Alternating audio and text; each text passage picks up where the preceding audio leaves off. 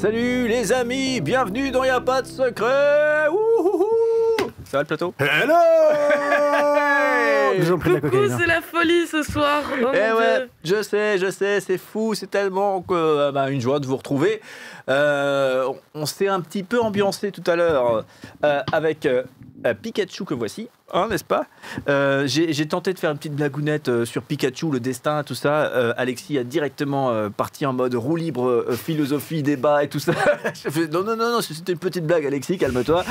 Voilà, donc en tout cas, c'est un plaisir de vous retrouver. Ça donne un petit peu la tonalité de ce qui va se passer. Et ça a fini en petite story avec Pikachu sur Insta. Story dont on n'est pas peu fier. Hein, voilà, Ouais, c'est clair. voilà.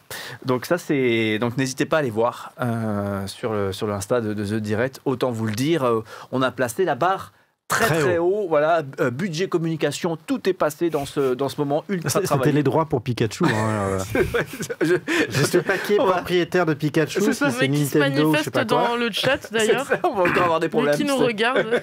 J'aurais bien fait une blague raciste en mode il s'appelle Konishu Tamagotchi ou un truc comme ça. Ouais, mais c'est une blague raciste, donc je m'abstiendrai de le faire. C'est vrai. Ah oui, quand tu imiter l'accent, tu veux dire? Oui, tout à fait. Ouais, bah ouais.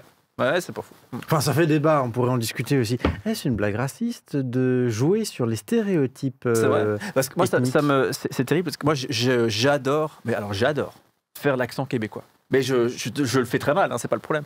Mais j'adore le faire et j'adore rigoler avec ça, parce qu'un jour, je crois déjà raconté dans cette émission, il y a un artiste, un Québécois avec qui j'avais bossé un petit peu, il me dit...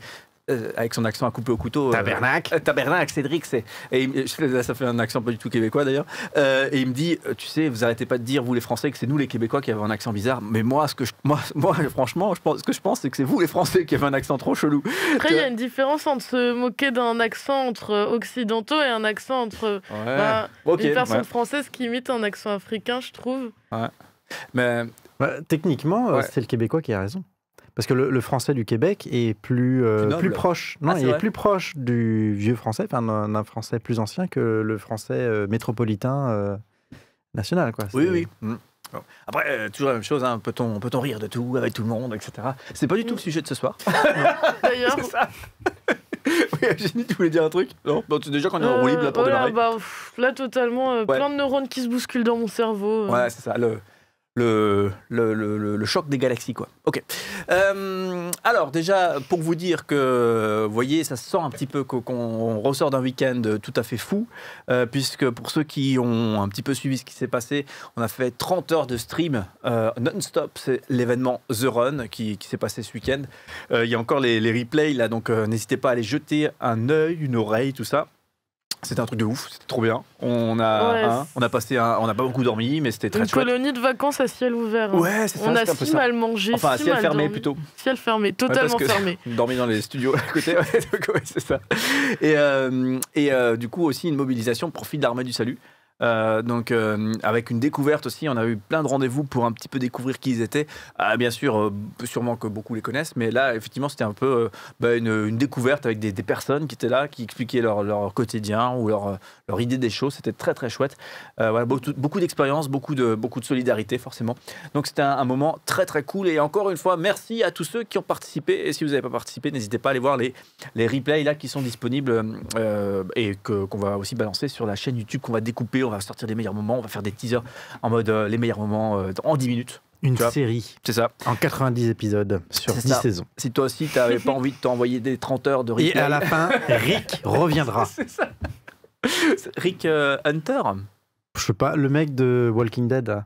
Wow. J'étais parti sur autre chose. Rick va revenir, tu penses?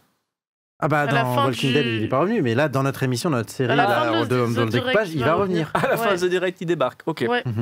Je te verrais bien dans le rôle de Rick. C'est vrai, c'est vrai. Un petit chapeau la prochaine fois. Un petit chapeau, oui, ok.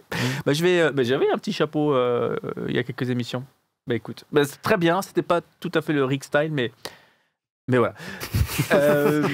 On tergiverse. On tergiverse un petit peu. Les amis, donc déjà, c'est très chouette de vous retrouver. Vous, là, ça se sent, on est content. Très chouette de vous retrouver tous. Pour ceux qui peut-être découvrent le rendez-vous en mode vous avez connecté avec la chaîne avec l'événement The Run, il n'y a pas de secret, c'est les mardis soirs. et il n'y a pas de secret le mardi soir, eh bien, on aime bien partager nos expériences, écouter ce qu'on a vécu les uns les autres, essayer de se challenger un petit peu pour savoir ce qu'on pense. Des fois on sait ce qu'on pense, mais on ne l'a pas bien formulé. Et quand on le formule, d'un seul coup, je trouve, d'un seul coup, on le pense mieux, on se comprend mieux. Et en plus, qui se conçoit clairement s'énonce clairement, disait Hegel. Ah, si Hegel l'a dit, célèbre philosophe, eh bien, tout va bien. Et du coup, voilà. Et puis, bien sûr, on découvre d'autres personnes qui pensent différemment, qui ont cheminé différemment. Donc, c'est très, très cool. Je viens de réaliser le côté hyper paradoxal parce que Hegel est un philosophe réputé comme étant absolument flou et difficile à lire. Ah ouais. Et c'est le type qui a écrit que ce qui se conçoit clairement s'énonce clairement. C'est quand même extraordinaire. Ouais, comme quoi. Bah, peut-être que c'est un problème de l'intelligence des lecteurs. Oui, on est tous trop cons. Bien de l'intelligence d'Hegel. Ouais, où ça? Désolé, Hegel, je voulais pas. Il est mort, il est vivant? Ah, il est mort depuis longtemps. Ok, d'accord. Tout va bien. Emporté par le choléra, je crois. Ah, d'accord. 1830, quelque chose comme ça, il me semble, ou 1850. Ok. Non, très bien. Ouais. Du coup, on parle du destin ce soir. On parlera aussi, au-delà de ça, de l'idéal de vie qu'on aurait chacun. Et puis cet idéal de vie ramené au concret, finalement, dans quelle mesure mon idéal de vie, finalement, je le mets pas tellement en place, et puis pourquoi. Donc ça va être un petit peu tout ce qu'on va papoter ce soir, avec, comme vous le savez, c'est ma petite spécialité, ma petite signature, c'est ces petits pavés dans la mare. C'est un petit peu d'actualité, les pavés, mais pour moi, c'est des pavés intellectuels qui sont jetés, Alexis. Je te vois sourire. C'est volume. Ouais, c'est ça. Et donc pavé dans la mare pour essayer donc des questions un petit peu qui essayent de gratter en mode poil à gratter, qui essayent de savoir un petit peu ce qu'on pense, et puis ça nous permet d'exprimer ce qu'on ressent, ce qu'on a vécu. N'hésitez pas à participer si vous avez envie de dire ce que vous avez vécu, ce que vous pensez. On va se lancer là-dedans. Avant ça, salutations à l'unique lanceur de générique qui se lance deux fois, Nestor à la régie. Et bonjour à tous. Bonjour Nestor. Coucou Nestor. Toi aussi j'ai vu toute la journée, mais coucou quand même. Ouais, re-salut. C'est ça. Et on salue bien fort aussi l'homme invisible. Ah oui, c'est ça. Alors, big up à lui. J'ai failli oublier, moi je t'ai lancé dans mon truc. Ouais, voilà, l'homme invisible est avec nous. Autant vous le dire que ce soir, il a beaucoup de choses à nous dire. Et il s'agit en réalité de Benjamin. J'ai l'impression que personne ne fait attention à moi. C'est vrai, c'est ce qu'il dit. L'homme invisible, oui. Ah oui, c'est vrai. Et du coup, Benjamin aurait dû être avec nous ce soir, pour ceux qui connaissent l'émission. Mais effectivement, il vient de Paris. Et en ce moment, il ne fait pas bon prendre les transports, n'est-ce pas? Et malheureusement, son train a été annulé. Donc, on pense à lui. Puis, voilà, on va se débrouiller sans, et ça va le faire. Du coup... Est-ce que, parce que finalement, en termes de destin, Pikachu, il a une sorte de destin, tu vois, c'est devenir Raichu, d'une certaine manière. C'est l'accroche du début? Non. Je me dis, c'est le moment de tricoter avec ce que j'ai sous le coude, là. Finalement, les tortues ninja ont une sorte de destin, c'est combattre Shredder, quoi. Ad vitam aeternam, comme disaient les philosophes, comme disait sûrement Hegel. Non. Vas-y, Cédric, avance. C'est parti. Le premier pavé dans la mare que je vous propose de dialoguer, et ça va te faire plaisir, Alexis. C'est quoi ta définition du destin? C'est un tout petit peu ce que je proposais de discuter dans le petit réel, là, la petite story que j'ai fait sur Insta. Est-ce que pour vous, le destin, comment vous le définissez? Est-ce que c'est plutôt genre les aléas de la vie? C'est ça qu'on appelle le destin, voilà. Ou est-ce que c'est vraiment le truc... grands objectifs, vous savez, un sort spécial réservé à quelqu'un, un truc prédéterminé par la nature ou par un ordre supérieur. Voilà, donc ça, finalement, c'est une complètement autre définition du destin. Comment est-ce que vous quand vous parlez de destin, vous mettez quoi derrière? C'est une bonne question, ça, parce que tout de suite, je pense à un état final. Ça fait plaisir, Alexis. Eh oui. Tout de suite, je pense à un état final, parce que c'est rare que le destin démarre, on commence par le destin. Mais je pense d'abord à un état final. Mais après, c'est tellement large qu'on peut mettre tout dedans. Ouais, c'est un peu le problème. Ouais, je me posais aussi la question avant d'entrer, en quoi le destin peut être une continuité? Une continuité, c'est-à-dire plein de petites briques? Ouais, c'est ça. Okay. C'est vrai que je pensais aussi à l'état final, mais est-ce que c'est... Est-ce que ça peut s'inclure dans une notion de continuité, le destin? Je pense qu'il y a des gens, quand ils disent « Ah, c'est le destin », c'est en mode... Quelque chose d'inéchappable. Ouais, ouais, peut-être. Mais beaucoup, je pense, quand ils disent « c'est le destin », c'est qu'ils disent des fois, tu prends une tuile, des fois, tu prends une galère, des fois, tu prends un truc heureux, tu gagnes au loto, tout ça. Ouais, mais il n'y a quand même pas l'idée d'aléa dans le destin. Ouais. Dans le destin, il y a quand même l'idée que c'est quelque chose qui a été déterminé d'une manière ou d'une autre. Donc, et qui t'arrive... Une chose qui a déterminé quelque chose, quoi. Qui a déterminé ce qui t'arrive, quoi. Ouais, qui a déterminé ce qui t'arrive. C'est pas l'aléa. Et donc, du coup, ça devait t'arriver. Ok. Donc toi, c'est ce côté plutôt sort spécial, issu de l'ordre de la nature ou un truc... Pas forcément. Notre destin à tous, c'est de mourir, normalement. Okay. Je pense que l'énoncé est grammaticalement bien construit, sémantiquement, il a un sens. Donc je pense que juste destin, c'est un état final déterminé par quelque chose qui fait qu'on ne peut pas y échapper. Ok. Walt Disney s'est fait cryogéniser, je crois. Donc notre destin à tous n'est peut-être pas de mourir. Oui, non, c'est vrai. Il mourra un jour s'il a arrêté de cryogéniser. Après, il y aura une fin de l'univers. Non, mais il y aura une fin de l'univers de toute manière. Donc, voilà. Donc, dans tous les cas, il va Mais après, on ne sait pas. Il peut y avoir une résurrection ou n'importe quoi. Ou finalement, en fait, on est dans une simulation. Et il est réveillé dans son vrai cerveau. Et je sais pas quoi, avec une physique différente. Non. Ouais, c'est vrai. Pourquoi on dit avec sûreté que notre destin, c'est de mourir? Parce que tous les... en fait, c'est par induction. Par induction, on a vu que la plupart... C'est hyper magistral, ta définition. C'est hyper magistral, ta définition. Comment ça, c'est magistral? T'en parles de manière très théorique. De quoi, la mort? Non, du destin. Ah, du destin? Pour lui, c'est un truc qui va pour sûr arriver et qui t'échappe, c'est ça? Non? Ouais, pour toi, c'est quoi le destin? Je sais pas si ça t'échappe. Parce que je sais pas si on est obligé de poser le déterminisme, par exemple, et la liberté. On va y venir, ça. Si on est déterminé à faire un choix, par exemple, le destin va se produire, mais il va se produire parce que toi-même, tu faisais partie de la chaîne de causalité. Donc, du coup, c'est pas forcément contre toi, c'est pas forcément sans toi. De toute manière, ça doit arriver. Ouais. Ah oui, je pense que c'est ça qui est important. Ok. Je propose, parce que je sens que les définitions... En moins que tu avais un truc à rajouter. Oui, moi j'ai carrément des trucs à dire. D'accord, vas-y. Oui, il y aura des questions, t'inquiète pas. Alors, du coup, au préalable de l'émission, j'ai recherché sur Internet destin définition. Enfin, quelqu'un qui se renseigne. Et j'ai noté puissance supérieure qui régirait le cours des événements. Et moi, ça résonnait en moi en premier lieu comme la nature. Ça me semble assez logique et ça semble correspondre parfaitement à la définition.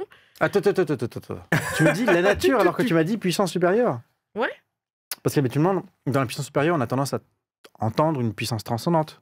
Donc, un truc mystique, quoi. Quelque chose qui est au-delà de la nature, ou quelque chose qui est au-dessus de la nature. Bah oui, mais la nature, pour moi, elle me semble transcendante. Non, mais au sens pas naturel, enfin pas palpable, c'est ça? Non, je sais pas. Un truc mystique supérieur à la nature. La nature qui s'est créée, la nature qui fait tout le cours des choses, la nature qui est là partout, qui vit, enfin la vie en général. Ouais. Donc, c'est que transcendance, c'est nous. Nous, on est aussi comme ça. Oui, c'est ça. Ouais. Je pensais à tout le cours des choses, toutes les molécules qui s'imbriquent et que je trouve qui vivent entre elles. Et où je voulais en venir.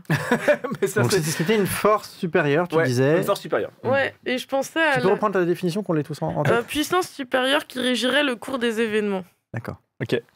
Et je trouve qu'au final, même si on n'a pas une forme de croyance, en Dieu par exemple, cette définition elle peut s'appliquer à tout le monde parce que je pense qu'on a tous et toutes une forme de spiritualité en nous, quelque chose auquel on croit justement pour avancer vers une destinée et justement quelque chose en quel on croit qui fait que les choses vont s'imbriquer dans notre vie et que les actions qu'on va faire vont être guidées par cette spiritualité qu'on a. Je sais pas si c'est très clair. Mais du coup, est-ce que là c'est une question d'œuf et de poule, c'est quoi qui est premier? Finalement, c'est ta conviction à toi. Si j'entends ce que tu dis. T'as une conviction, et après, ça va générer le fait que des choses se mettent en place pour que cette conviction puisse s'accomplir d'une certaine manière. Je vais gagner 1 million d'euros au loto demain. Je vais le gagner, mais là, c'est une blague. Tu l'as pas vraiment, la conviction. Non, c'est pas une idée de conviction, mais c'est... après, moi, je me considère comme agnostique. Ouais. Comme l'idée de croire en un être qui va, ou des êtres qui vont faire qu'il y a des choses qui s'imbriquent, Et Par être, c'est des trucs pas naturels, on est d'accord? Un truc un peu mystique? Non? Ou c'est totalement la biologie, la nature, enfin les trucs... je sais pas si je mettrais une définition aussi binaire sur les choses, genre naturel, pas naturel. Mais je sais pas, c'est l'intime conviction. Comme quand on a la foi, ça ne s'explique pas. Là, c'est l'intime conviction qu'il y a quelque chose qui existe, qui me transcende et qui fait que toutes les choses vont fonctionner entre elles.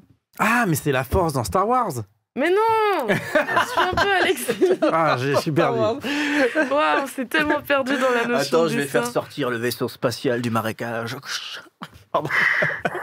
Cédric, ok. c'est ton père. Non, mais c'est vachement intéressant parce que je trouve ce que tu dis, au-delà du truc où on n'a pas encore tout compris, mais ça va venir et au fur et à mesure des discussions, on va bien se capter comme d'habitude.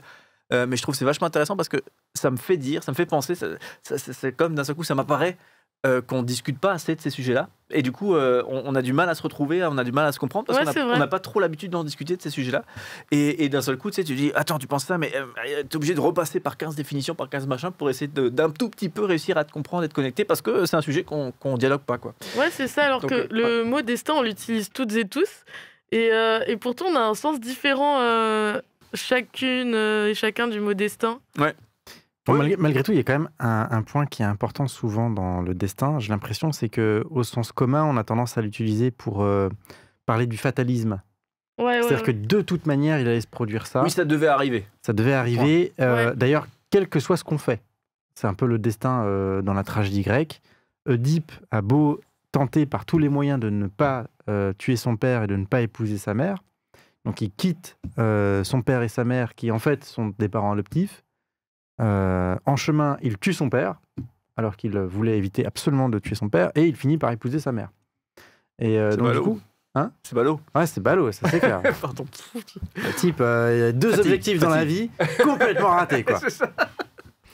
Et dans l'idée de destin, souvent, il y a un petit peu, il me semble, pour beaucoup, en tout cas, l'idée de fatalisme. C'est-à-dire que malgré tout ce qu'on peut mettre en place, malgré tout ce qu'on peut essayer de faire, ça arrivera.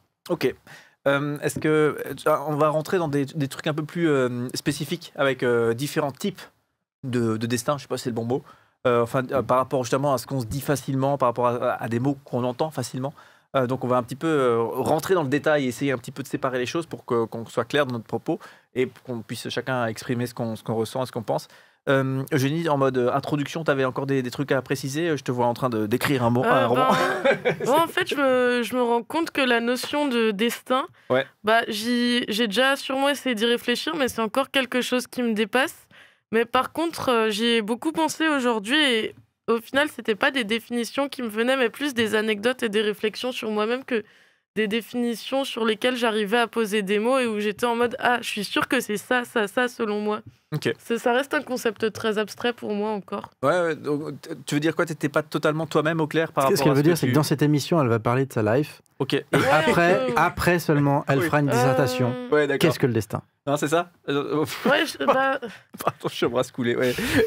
Non, mais ça reste un concept très abstrait encore. D'accord. Et j'ai juste plein de petits éléments que j'arrive pas encore à mettre ensemble. Je crois qu'on en est... Enfin, peut-être pas Alexis, mais pour ma part, on partage ce constat.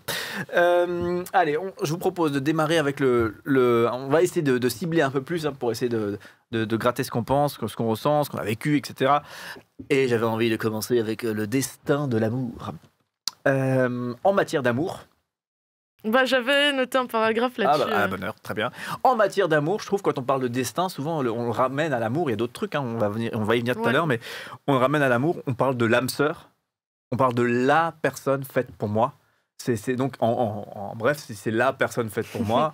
C'est qu'il y a un truc dans l'univers, dans la nature, un truc qui a fait que c'est la personne pour moi et pas une autre. Ou alors c'est mon grand amour, etc. C'est l'âme sœur. Apparemment, il y a une sorte de truc qui n'est pas biologique, qui n'est pas identifié et qui fait que l'autre personne à l'autre bout de la planète, là, c'est elle l'âme sœur et pas quelqu'un d'autre. Alors, du coup, vous, pour commencer, le destin de l'amour. Est-ce que vous y croyez à cette histoire d'âme sœur, de la personne faite pour vous? Déjà, pour la petite anecdote, comme ça, je te coupe, c'est ça? Non, mais il y a trop de politesse. Mais en parlant de couper. Les cheveux. Ah non. Tu sais que ça vient d'un texte de Platon dans lequel il est question de l'amour, et notamment c'est le poète, il me semble Aristophane, mais ce sera à vérifier, qui, alors qu'on demande dans un banquet, hein, comme d'habitude chez les Grecs, c'est toujours dans un banquet, tout le monde se bourre la gueule et bouffe et fait d'autres choses. Normal, ok. Et donc c'est normal, hein, c'est la Grèce. Et chacun s'élance comme ça dans un grand discours sur l'amour. Et donc il me semble que c'est le poète Aristophane, il sera vérifié, qui se lance sur un discours sur l'amour et qui explique d'où vient l'amour. Pourquoi les êtres s'aiment? Mais c'est simple, parce que à la base, on avait été créés comme étant des êtres bisexuels, bisexués, à la fois hommes et femmes.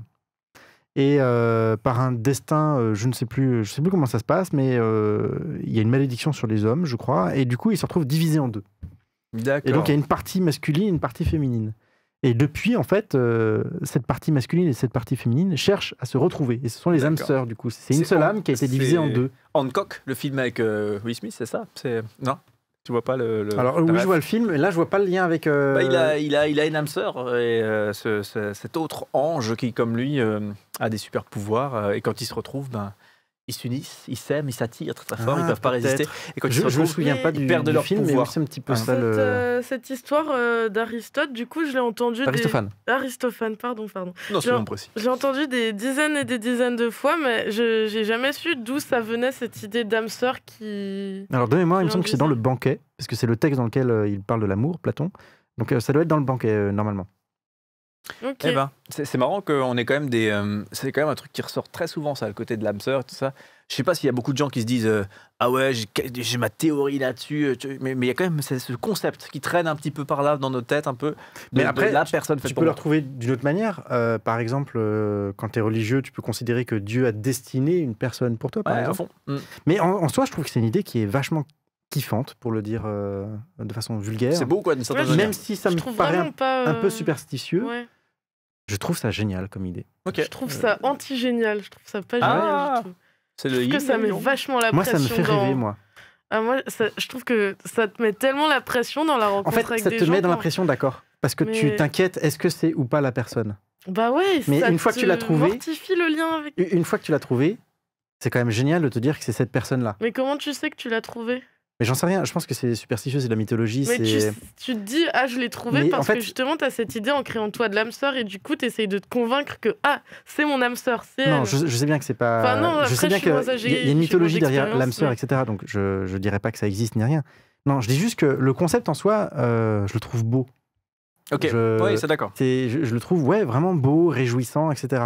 Donc je trouve ça réjouissant de me dire par exemple que ma compagne est mon âme sœur, même si dans le fond, j'y crois pas, même si dans le fond... Mais même au-delà de ça, je trouve ça glauque l'idée que t'es pas entier et que t'es... Enfin, du coup, t'es une personne découpée. C'est l'amour comme vu comme union. Dans l'amour, il y a l'idée d'une fusion des âmes, d'une harmonie des âmes, Vous ne ferez qu'une seule chair, est-il écrit dans la Bible, quand il est question de l'union de l'homme et de la femme. Vous ne ferez qu'une seule chair. Il y a cette idée d'union de deux, pas seulement des corps d'ailleurs, de deux âmes qui deviennent plus qu'une seule âme. Dans l'idée qu'elles ont des buts communs, elles ont des sentiments communs, des projets communs, tout ça, cette idée de une transcendance de l'individu dans le couple. Mais je pense que ça doit être propre à la personne pour le coup et très intime parce que moi, depuis que je me suis détachée de cette idée d'âme sœur, je suis une bien meilleure amoureuse et j'arrive bien mieux à aimer. Ah ouais, c'est peut-être une question de caractère après. Ouais, c'est ça. Donc attends, si je comprends bien, toi, tu adhérais plus ou moins à cette idée-là. Donc Alexis n'adhère pas à cette idée-là, on est d'accord, mais trouve l'idée belle. Voilà. Ouais. Voilà. Toi, tu adhérais à cette idée de dame sœur et c'est plus le cas aujourd'hui. Pour le coup, je voulais débuter avec une anecdote parce que dans ma journée aujourd'hui, donc on m'a donné le thème. Et pendant que je lisais le thème sur ma messagerie, je ramassais des pâquerettes pour les offrir à mes collègues des locaux. Oh. Et j'avais une pâquerette. Et là, j'ai eu un flashback de moi petite, qui quand j'étais amoureuse de quelqu'un à l'école ou dans... Enfin bref, quand j'étais amoureuse d'une personne, j'effeuillais la pâquerette... en me disant il m'aime un peu beaucoup passionnément à la folie. Ouais. C'est ça, et si à la fin ça tombe sur à la folie, c'était waouh, ça veut dire qu'il m'aime. Du coup je me suis dit mais putain, comment j'en arrivais là à me dire que je pouvais me convaincre qu'une personne m'aimait et que c'était le destin, que c'était la bonne personne de par une pâquerette. Et je trouvais ça hyper drôle et navrant à la fois. Alors peut-être qu'épistémologiquement, la méthodologie employée était un peu hasardeuse. Peut-être. Et surtout que, moi je m'en souviens, je vois le truc et je pense l'avoir fait aussi. Tu sais, si jamais ça tombait sur... oui, tu recommences un peu. Tu jettes la pâquerette, t'en chopes une autre. J'essaie de t'auto-convaincre. Ouais, c'est ça. Puis tu fais, ah ouais, passionnément, parfait. C'est au bout de la 3e pâquerette, quoi. Bref. Et ouais, autre anecdote aussi, du coup, par rapport à l'âme sœur, la dernière fois, j'appelais mes parents et au fil des discussions, on commençait à parler d'amour et de choses comme ça. Et ma mère me dit, ouais, votre père, il vous montrait des Disney toute votre enfance parce qu'il était fan de tout l'univers des princesses Disney. Mais ça a dû vous niquer le cerveau. Dis donc, c'est cru avec maman. Mais, parce que dedans, il y a vraiment l'idée d'âme sœur. Enfin, elle n'a pas dit niquer. Oui. L'idée d'âme sœur, de prince charmant, de cette personne-là. En plus, le prince, comme ça. Enfin, bref, et c'est vraiment des idées qui sont ancrées dans la tête de mes sœurs et moi, où pendant toute notre enfance, on était vraiment dans cette idée d'âme sœur.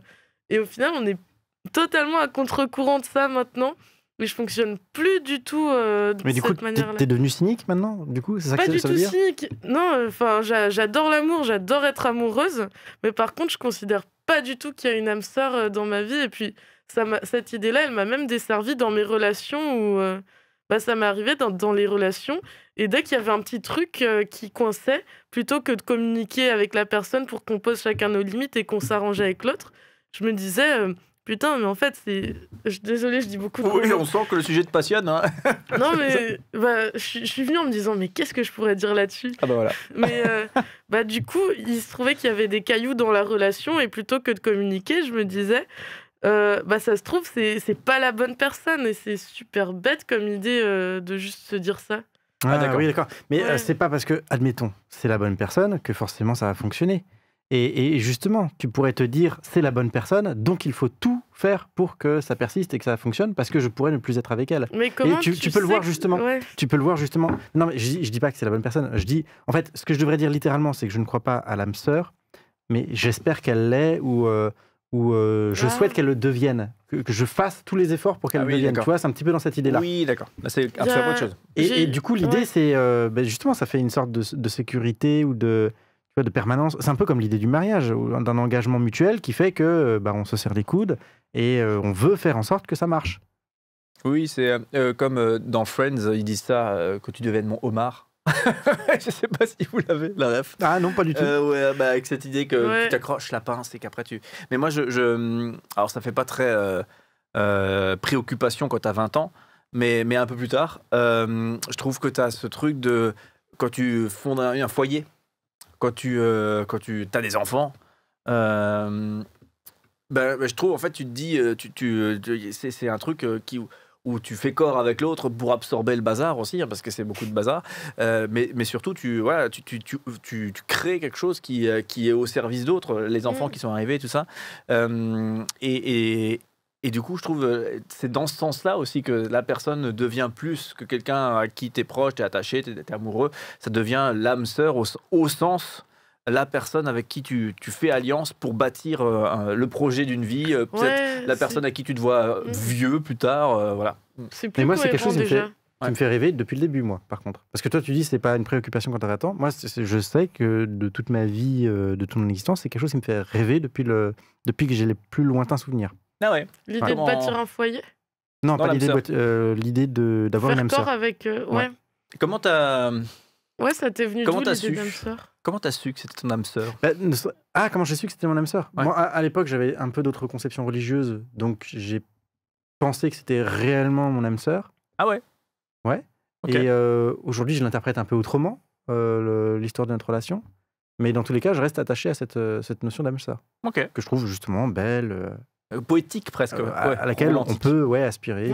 C'est fou comme c'est hyper personnel comme notion. Ok.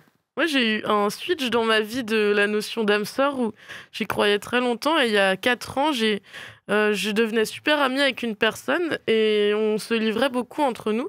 Et un jour, elle m'a dit « moi, je suis amoureuse de tous mes amis ». Et cette phrase, je la trouvais super puissante. de me dire le sentiment d'amour que je me force à ressentir que pour certaines personnes et que je ressens pour mes amis aussi, je peux me libérer et m'autoriser à le ressentir pour tous mes amis. Et je trouvais c'était une vision super simple de l'amour, mais super vraie qui fonctionnait pour moi. Ok. L'idée de sentiment d'amour ressenti envers les autres. Oui, c'est sûr.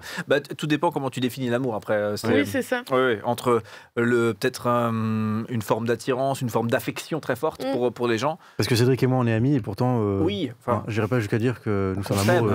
Voilà. On s'aime d'une certaine manière, voilà. Non, mais elle a parlé d'amoureux. Elle a dit, je suis amoureux de tous mes amis. C'est ça qu'elle a dit, c'est pour ça que j'insiste.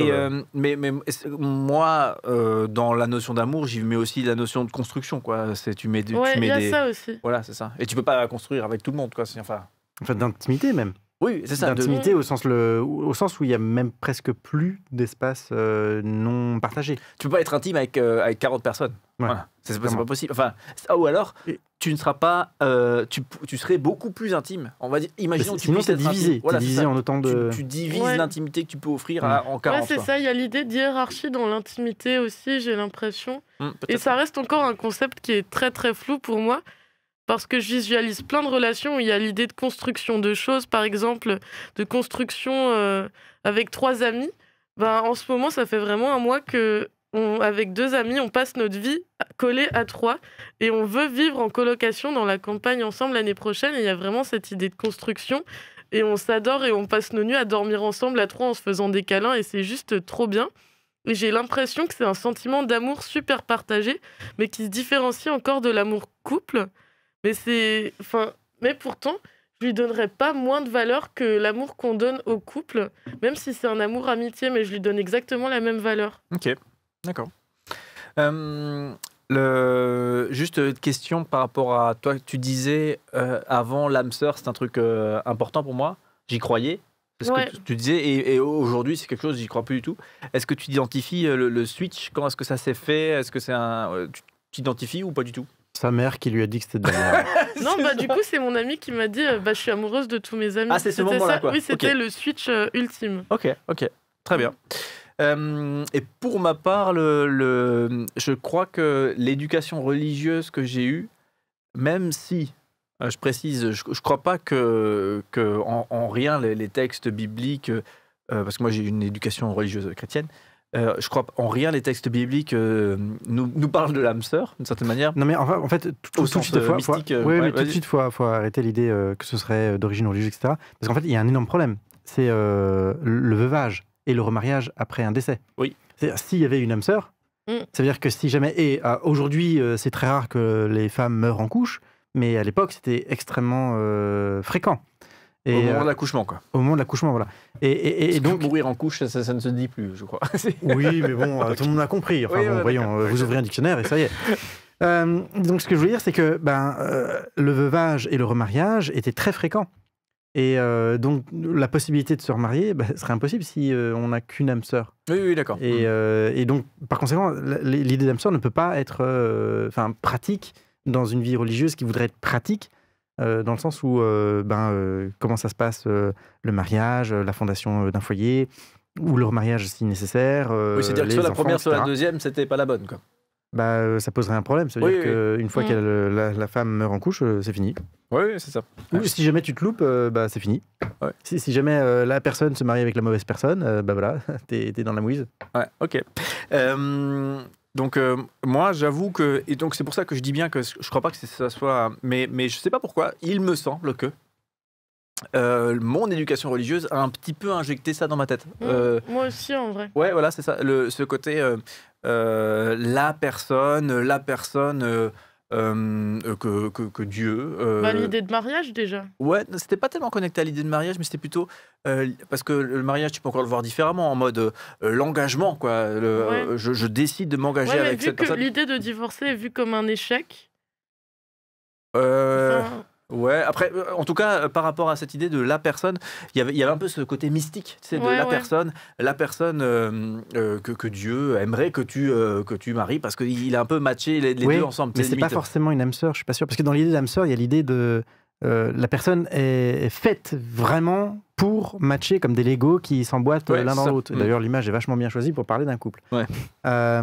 Mais une citation d'Orelsan, presque. Ça. Oh bref, allez. Mais la différence là, c'est plus l'idée que Dieu gère les événements, façon de parler, tu vois. Ouais. Et ça ne veut pas dire que la personne est parfaitement adaptée pour matcher avec une autre. Parce que sinon, encore une fois, toute cette question du remariage après veuvage n'aurait plus aucun sens et ne fonctionnerait absolument pas. Totalement d'accord. Mais je ne sais pas pourquoi. J'avais cru comprendre un peu ça dans mon éducation, mon parcours à moi, même si je trouve... Je comprends qu'elle fasse rêver, par contre. Voilà, mais je trouve personne aujourd'hui qui défend vraiment cette idée-là, mais j'ai cru comprendre que... Enfin, moi, en tout cas, c'est ce que j'avais un peu compris de ce truc-là. Et tu vois, je veux dire... Aujourd'hui, j'en parle avec ma femme, parce qu'on s'est rencontrés très tôt, puis on a cheminé ensemble et tout ça, puis... et pour moi, c'est en rien remettre en question quoi que ce soit de ce parcours magnifique qu'on a, tout ça. Mais je m'en souviens, je m'étais fait opérer d'un vieux truc avec une hernie inguinale. Pour les détails, vous saurez tout de ma vie. Donc, tu as une anesthésie générale. J'ai des amis à mes parents où ça s'est très mal passé, une anesthésie. Voilà, bref, je vous passe les détails. Et du coup, moi, j'avais en tête que tu te fais opérer avec une anesthésie générale, il y a moyen que tu y restes. Wow. Voilà. Actuellement, c'est vrai. Hein. Oui, bah voilà. Mais en tout cas, moi, j'avais vraiment ça en tête avec l'expérience que j'avais vécue des amis de mes parents. Et du coup, moi, avant de me faire opérer, je dis à ma femme, je dis, écoute, c'était un peu solennel, c'était un peu bizarre, mais je lui dis, écoute, t'es une femme formidable, ensemble, on est super bien, mais tu pourrais être très très bien avec quelqu'un d'autre. J'en ai aucun doute. Il y a d'autres personnes très très bien, et puis il y a d'autres personnes très très bien avec qui toi très très bien, vous ferez quelque chose de très très bien ensemble. Voilà, il y avait un truc. En fait, il n'y a rien de magique entre nous deux. Il y a une très très belle histoire entre nous deux. Il y a un truc qui s'est construit depuis super longtemps, et ça c'est irremplaçable. Mais il n'y a rien de magique. Tu vois, il y avait un côté un peu comme ça. Où j'avais envie d'abattre ça. Pourquoi ? Parce que pour dire aussi que s'il m'arrive quelque chose, ne passe pas ton temps à pleurer sur moi, mais plutôt chemine. J'imagine je pense que malgré l'abandon de l'idée d'âme sœur, malgré tout, ça reste très compliqué parce que quand deux personnes s'aiment et qu'elles vivent longuement et qu'elles vieillissent ensemble, il y a une forme d'harmonisation des projets, des envies, des désirs, des manières de fonctionner. Et quand deux personnes vieillissent ensemble, je pense vraiment que l'une est comme un miroir de l'autre sur beaucoup de choses. Et du coup, s'il y a le décès de l'une des deux, je pense que ça reste difficile de reconstruire aisément une vie de couple avec... C'est pour accompagner mon propos, c'est ça? C'est ça. Pardon, j'ai flanché sur un bouton. Nestor, il s'est endormi. On a senti le truc. L'événement de The Run là, de ce week-end qui a fait mal à toute l'équipe. Mais c'était beaucoup de plaisir. Voilà, 30 heures de stream non-stop. Et Nestor c'est assoupi sur un bouton. Ça va, Nestor? T'es bien? Oui, ça va. Et toi, Nestor, j'ai un peu fourché, quoi. Pardon? Et toi, Nestor, qu'est-ce que tu penses de l'âme sœur? Oh, vous me prenez au dépourvu, là. Ça t'apprendra à lancer des jingles n'importe quand. Non, en vrai, l'âme sœur, il y a un côté où j'ai envie d'y croire, parce que c'est beau, tout ça, mais rationnellement parlant, comme disait Cédric, deux personnes qui vivent longtemps ensemble, il n'y a rien de magique. C'est des habitudes, c'est une manière de fonctionner qui fonctionne. Je sais pas trop où je vais, là, mais en tout cas, je dirais que l'âme sœur... c'est beau, mais c'est pas rationnel. Ouais. Et moi, j'ai fait ce changement dans ma tête personnellement. Est-ce que j'ai raison? Est-ce que j'ai pas raison? J'en sais fichtrement rien. C'est plutôt moi, mon vécu personnel. Et aujourd'hui, je me sens assez bien dans ces baskets-là. Ouais. Et avec ma femme aussi. Ça en rien amoindrit la qualité de notre amour. Justement, je trouve ça super sain qu'ensemble vous vous êtes dit, en fait, il n'y a rien de magique, il n'y a aucun lien mystique qui nous unit, et pourtant on est quand même unis.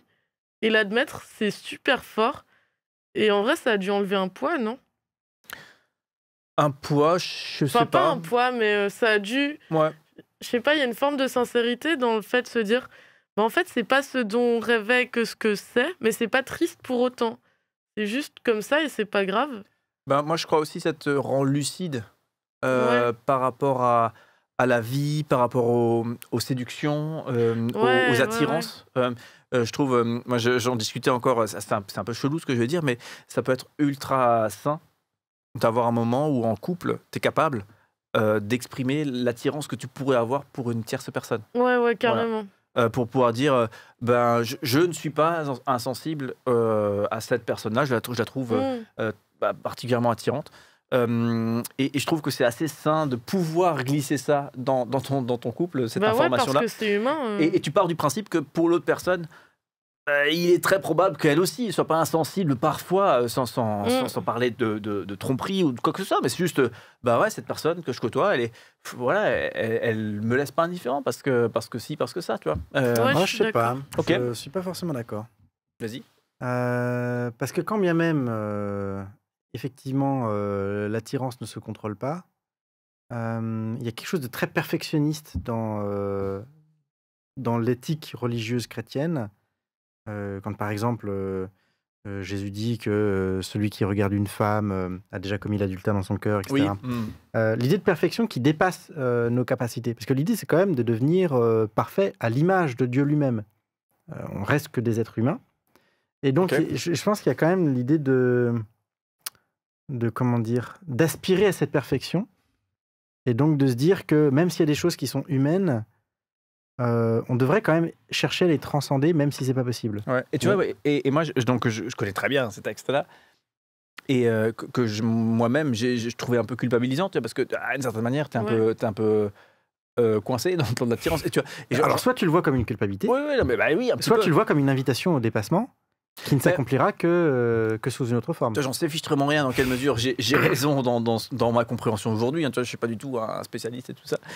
Mais aujourd'hui, je me sens beaucoup mieux à envisager le truc un tout petit peu différemment, en mode regarder la personne avec envie. Je ne sais plus comment c'est le truc. C'est déjà être en mode oui, je suis d'accord. Mais de toute manière, complot, soyez parfait comme votre père est parfait. Là, on est clairement en deçà de la perfection. Et c'est l'idée de vouloir être à l'image de Dieu, tu vois, d'un point de vue de l'éthique religieuse, de devenir un petit Dieu comme est Dieu lui-même. Mais après, il y a un truc où tu es un petit toi aussi. Enfin, il y a un truc. Je trouve, moi, ça m'aide pas, en fait. Si tu me dis, Cédric, il faudrait que tu sois un peu plus à l'image de Dieu. Si tu penses que tu peux y arriver par toi-même. La personne, imagine, justement, pas parler de moi. Imagine une personne qui est mariée. D'accord, donc c'est des croyants, ils sont chrétiens, ils pensent que le mariage c'est quelque chose c'est une valeur, voilà, c'est un truc voulu par Dieu et c'est quelque chose qui marque leur union. C'est des croyants chrétiens, voilà. À la bonne heure. Et l'un des deux, d'un seul coup, rencontre quelqu'un, etc. Les atomes crochus, ça passe, il y a de l'attirance, et ça travaille, ça mouline dans la tête et tout ça. Ça, je pense que c'est l'histoire de tellement de gens, tu vois, c'est une réalité. Et moi, je pense finalement que le truc de la perfection, c'est pas de dire arrête de ne pas essayer d'avoir un cœur qui bat, mais plutôt accepte-le et dialogue-le dans le cadre du couple que tu construis. Ah ouais, carrément. Je suis 100% d'accord avec ça, parce que sinon tu te crées plein de nœuds dans la tête et qui vont s'extrapoler avec le temps. Et je sais que pour moi ça fonctionne comme ça. Moi je suis beaucoup mieux aujourd'hui dans cette posture-là. Moi je suis pas d'accord, parce que sinon on peut aussi le voir comme une aspiration à un dépassement. Ça veut pas dire que toi-même tu le peux. D'ailleurs c'est l'idée très chrétienne de la grâce. C'est l'idée que de toute façon tu n'y arriveras pas. De toute manière, tu n'arriveras pas. Mais ça n'empêche pas de cheminer, tu vois, de cheminer avec ça, tu vois. Et d'essayer de plus en plus être droit dans tes bottes et avoir le regard le plus juste possible sur les autres. Tu vois, ça n'empêche pas de cheminer, tu vois, et d'essayer de devenir... D'accord, mais par contre, d'accord. Ça, c'est pragmatique par rapport aux choses. Tu vois. Je comprends ce que tu veux dire. Oui, c'est comme quand... parce que globalement, le christianisme, c'est une religion hyper sacrificielle vis-à-vis de l'altruisme. Mais en fait, concrètement, on n'y arrive jamais parce qu'on est très égoïste, parce qu'il y a plein d'intérêts, parce qu'il y a ceci, parce qu'il y a cela. Mais on peut tout à fait accepter et admettre l'existence de ces faits-là, tout en aspirant quand même à un idéal qu'on n'accomplira jamais. Ouais. Et tout en aspirant quand même à un idéal. D'ailleurs, je crois que tu voulais parler de ça ce soir, non? Le mec. On n'est pas parti en cacahuète avec autre chose. Eugénie, je sais pas, peut-être tu voulais réagir par rapport à tout ça. On a un peu monopolisé notre. On s'est fait un petit binôme. Non, oh là, il y a tellement de choses qui ont été mises sur le plateau que je veux bien qu'on passe à une autre question. Ça marche. Non, c'est bien, mais j'espère avoir été clair dans mon propos, parce que justement... Je suis d'accord avec toi, en tout cas, je te suis 100%. Parce que justement, c'est pas... Je note, Eugénie, que tu n'es pas d'accord avec moi. Je suis pas d'accord avec toi, Alex. Je le dis et je l'assume. Je veux pas laisser de nœud entre nous. Mais moi, je suis d'accord avec Alexis d'une certaine manière, mais dans le sens de l'idéal et du cheminement et tout ça. Mais je trouve que des fois, quand l'idéal t'empêche d'être pragmatique par rapport à des problèmes que tu vas rencontrer, d'un seul coup, c'est pas qu'il faut pas viser l'idéal, mais c'est qu'il faut aussi traiter le pragmatique, quoi. Les problèmes, ou les trucs qui te traversent en vrai, quoi.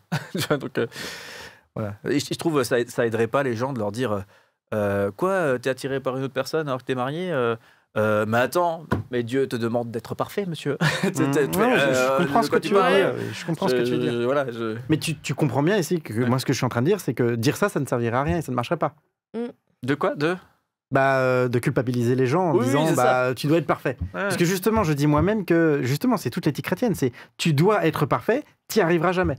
Et c'est pour ça qu'il y a la grâce divine, il y a le pardon divin, etc. Mais du coup, ça sert à rien de dire tu dois être parfait. Puisque justement, on n'y arrive pas. Oui, ok. On est on ne doit pas abandonner cette aspiration à la perfection. Ok, oui, ça d'accord. Ouais. Essayer de toujours cheminer personnellement, essayer de grandir, toujours. Voilà, on va dire ça comme ça. Ok. Allez, pavé suivant.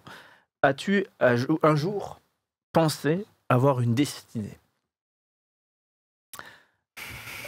Ouais, je sais, ça va chauffer. Donc, et là, on quitte un peu le monde de l'amour. Hein.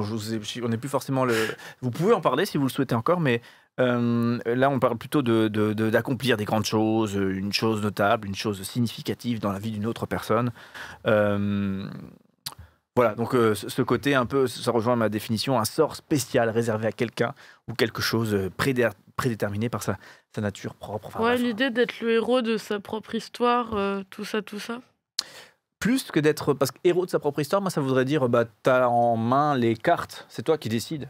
Et il n'y a pas de destin. Non? Ah, ok, pardon. Vas-y, comment tu vois la chose? Je vais laisser Alexis parler avant que j'ai le temps de réfléchir. Alexis comme toute personne religieuse, je pense qu'on a quand même l'idée d'une providence divine, l'idée que Dieu gère le monde et que du coup, forcément, à un moment donné, tu vas avoir une place. Alors, le problème, c'est que je ne suis pas sûr que Dieu... déjà, un, est-ce que Dieu existe? Deux, s'il existe, est-ce qu'il a créé un seul monde ou est-ce qu'il en a créé plusieurs?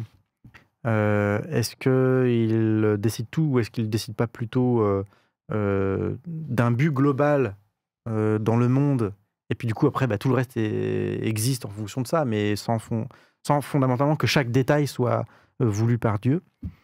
C'est-à-dire que on se retrouve dans la possibilité que finalement il y ait plein de choses qui soient complètement non voulues directement par Dieu, mais juste parce qu'il avait un but. Admettons, par exemple, Dieu a créé un monde dans lequel il se révèle sous la forme d'une créature intelligente qui montre ce qu'est l'amour. Voilà. Okay. Et donc à partir de là, tu as un monde qui est créé. Parmi les mondes possibles, il y a le nôtre. Peut-être qu'il y en a d'autres, j'en sais rien, mais en tout cas, il y a le nôtre. Ça ne veut pas dire que chaque détail après a été voulu. Un Jésus avec les yeux marrons, ou les yeux bleus, ou les yeux verts, ou peut-être même sous la forme d'un extraterrestre, ou sous la forme de... non, mais voilà, il y a plusieurs mondes possibles. Et tout le reste, en fait, on s'en fout. C'est juste des conséquences qui sont possibles, qui sont compossibles avec le but final. Mais ça ne veut pas dire que chaque détail a été réglé. Ouais, d'accord. Donc là, on est un peu en train de parler d'un grand dessin de l'univers, quoi. Et la liberté qu'on peut avoir, nous, là-dedans, quoi. Tout à fait. Ok. Donc, dans quelle mesure, s'il y a un grand plan dans l'univers, nous, on est encore libre de nos mouvements ou, en fait, on est complètement bloqué dans ce plan et puis, en fait, chaque truc... Jusqu'où va le grand plan? Est-ce que c'est un grand plan qui est... Il y a un but, et puis après, tout est fait en fonction des possibilités? Ou est-ce que ça va dans le moindre détail? Parce que souvent, en fait, quand on est ingénieur, souvent, on se pose des questions où il faut trouver un compromis entre différentes choses. Par exemple, souvent, un téléphone... ou n'importe quoi d'ailleurs, une voiture, il faudra trouver un compromis entre l'autonomie de la batterie et le poids de la batterie. plus le poids est important, les performances vont être ralenties parce que c'est trop lourd, etc. Et donc, il faut toujours, un ingénieur, il doit toujours calculer le meilleur rapport en fonction de ce qu'il veut atteindre. Mais il décide pas de tous les éléments, il fait avec les possibilités. Okay. De la même manière, Dieu peut avoir créé un monde en ayant un but en tête, et puis après, il fait en fonction de ça. Mais ça ne veut pas dire que toute chose a été voulue spécialement et absolument pour elle-même. Oui, d'accord. Donc, typiquement, je prends un fait terrible, un homme tue un autre homme, voilà, on ne pourra pas dire c'était la volonté de Dieu que cet homme soit tué par cet autre. Voilà, très bien. Juste, j'en reviens à ma question de base te concernant, Alexis. As-tu un jour pensé avoir une destinée, toi, personnellement? Est-ce que c'est une idée que tu as embrassée à un moment donné? Pas trop? Hegel était très très mégalomane. On a commencé l'émission on a commencé l'émission avec Hegel. Donc Hegel prétendait que il avait reçu une sorte de mission divine qui consistait à retotaliser toute la pensée divine en lui et en faire tout un récit. Hegel avait le melon. Exactement, tout à fait. Okay. J'ai eu probablement cette mégalomanie aussi, à l'idée que je devais le faire. Au fur et à mesure, je pense que j'ai surtout besoin de comprendre tout, plus que je n'ai reçu peut-être de mission à tout comprendre. Mais ça reste un besoin, donc de toute manière, je continue de chercher à tout comprendre. Mais ouais, j'ai peut-être eu cette impression d'être appelé à comprendre le monde. Ok. Ouais, je te rejoins là-dessus. Ah, champagne. Non, mais j'ai aussi eu ma période où j'étais un peu plongée philo, mais au-delà de ça, vachement lecture et vachement dans ce questionnement. Je pense dans mes 17-18 ans, j'étais en questionnement permanent et chaque jour qui passait, pour moi, c'était une opportunité d'en apprendre plus et d'en découvrir plus et prendre tous les textes qui ont été écrits pour m'élever là-dessus et partir de mes réflexions pour comprendre un peu plus le monde. Et je me suis dit aussi que ma destinée, c'était peut-être du coup de comprendre plus le monde et d'en arriver à ce stade de penseur divin, ouais. Mais sinon, là, j'étais en train de fouiller dans ma mémoire. Mais c'est quoi qui t'aurait appelé? C'est la nature qui t'aurait appelé à faire ça? Parce que tout à l'heure, tu disais tu parlais le destin. De Dieu. Moi, je parlais de Dieu. Toi, tu disais que c'était plus la nature qui jouait ce rôle de force. Non, moi, j'étais très cynique. Je sais pas ce qui m'appelait à ça. Je sais pas, je pense que c'était peut-être un désir profond, alors, peut-être. Ouais, un désir profond, peut-être égoïste. C'est ton surmoi qui a commandé au moi. Ouais, en fait, c'est mal choisi les termes. Mais ouais. Mais ouais, je sais pas pourquoi. Faudrait que j'essaye de me replonger dans cet état d'esprit pour comprendre la manière dont je fonctionnais. Mais je crois que quand on est jeune, on est tous un peu mégalomanes. Ouais, j'étais totalement mégalo. On pense que tous les vieux sont des cons. Que nous, on a mieux compris le monde que tous ceux qui nous ont précédés. Ouais. Ça, c'est un truc de ouf. Je pense que j'étais plus intelligente avant que maintenant, par contre. Des ringards, ils sont tous... Je pense que j'étais plus intelligente à mes 18 ans que maintenant, par contre. Ah. Mais par contre, je suis plus heureuse maintenant qu'à mes 18 ans. Moi, je trouve qu'il y a ça, c'est presque... C'est cliché de ouf, mais je trouve que c'est très, très vrai. Les vieux qui à chaque fois finissent par dire cette nouvelle génération c'est vraiment mieux avant, ouais, non mais c'est vraiment décadent, que chaque génération et que les jeunes eux à chaque fois n'arrivent pas à se dire punaise mais comment est-ce qu'ils ont fait pour être aussi stupides les vieux, nous on débarque et on va vous révolutionner le truc, nous on a un peu mieux compris quoi. Enfin on arrive et ça me tue de voir qu'on est tous coincés dans ce piège là quoi. Moi je sais pas. Moi j'étais 100% dans ce truc là quoi. Pareillement si tu parles de destinée, je sais pas si je mettais le mot destinée et tout ça là-dessus, mais c'était en mode moi dans je sais pas la vingtaine, j'avais j'ai toujours très très à cœur ça, mais j'avais de manière un petit peu plus comment dirais-je hargneuse j'avais envie, je l'avais déjà dit une fois, faire l'ordre. Ouais, non, c'était pas l'ordre là pour le coup. Là, c'était plutôt en termes d'idées, en termes de pensée, en termes de spiritualité. J'avais envie d'expliquer à tous autour de moi la valeur du message biblique. J'avais ça, mais à 9 ans, 8-9 ans. Ouais, c'est ça, moi, tu vois, c'est venu plus tard.